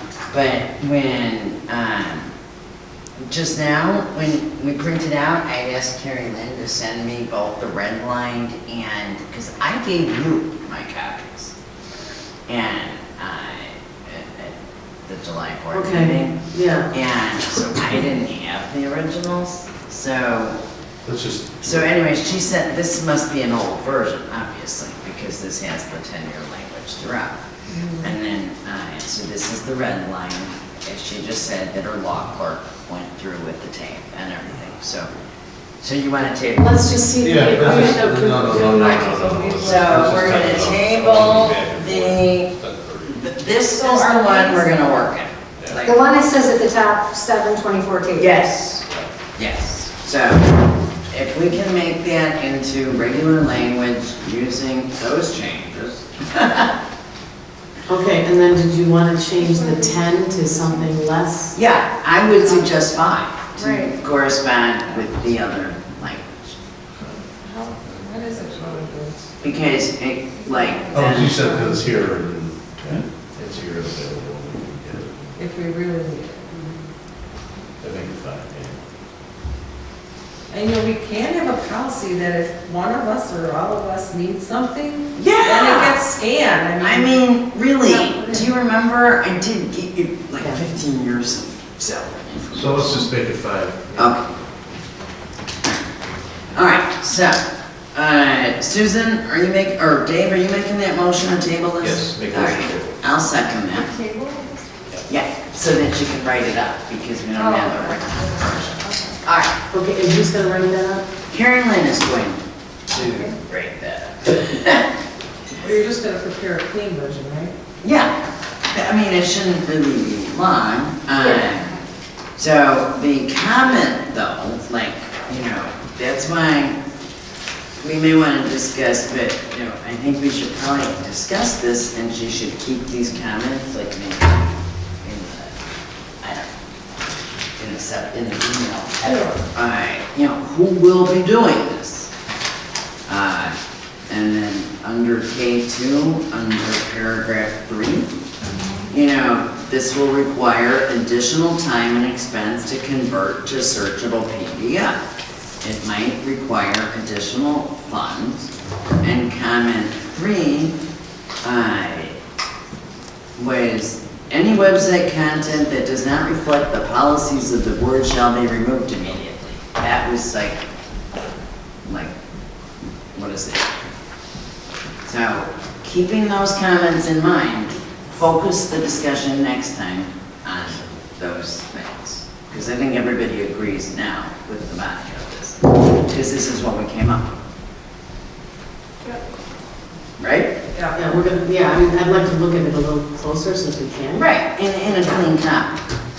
Before we forget, we haven't signed any of the bills? No, that's what Before we go to closed session? Oh, the bills, yeah, no, I will, I just can't, okay, look. Oh, I'm not trying to. I just need to vote. I'm not trying to, yeah. Okay. What are we voting on? We're voting on delaying it, right? Yeah, table. Yes. Clerk Jillens, can you call the roll? What are you calling roll on this? Tabling the On the table, proposal. okay. I thought it was going closed session. Okay, I thought we were moving. Gotcha. Sorry. Supervisor Morass. Yes. Trustee Jones. Yes. Trustee McKenzie. Yes. Trustee Carabota. Yes. Trustee Sweet. All right. Wow. All right. So I'm taking off this next item because I think that's done. Discussion updates, corrections, redactions, additions. I was on there because it had been tabled, so by law I had to. So I don't think I need a motion. I'm just taking it off unless somebody's got something. Hearing nothing, that's going to be removed. All right. So can we have a 5-minute break before we go into closed session? Oh, I'm going to ask a request. So we have officials' reports and administrators' report. I'm willing to waive my officials' report. Is everybody else willing to do that? Yes. All right. So, I'm waiving my official report. Yes, I'm waiving my official report. I waived it. Wait. All right. Dana, you're waiving your administrator. Yes. Okay. And, so, we got 2 things in this closed session. For the second issue, I'm going to have Dana Berman join us. Okay? But we're going to do a 5-minute break for everybody to go to the bathroom and me to sign the financial stuff. So we'll meet in the closed session room for everybody. All the employees. Vote to go into closed session, right? I'm sorry? We're gonna vote now to go into closed session? Oh, I'm sorry. I'm making a motion to go into closed session for review of the May 8th, 2018 minutes and for discussion, potential discipline of an employee pursuant to exemption ILCS 5-120-2C1. Is there a second? Second. Having a motion and a second, can you call the roll? Supervisor Morass. Yes. Trustee Jones. Yes. Trustee McKenzie. Yes. Trustee Carabota. Yes. Trustee Sweet. Yes. All right, so now we're gonna have a 5-minute break. All township employees, other than Doreen, who's my ride home. All right, excuse. Oh, and Dana. It's coming to the closed session. All right, 5 minutes. Let's keep it 5 minutes. All right.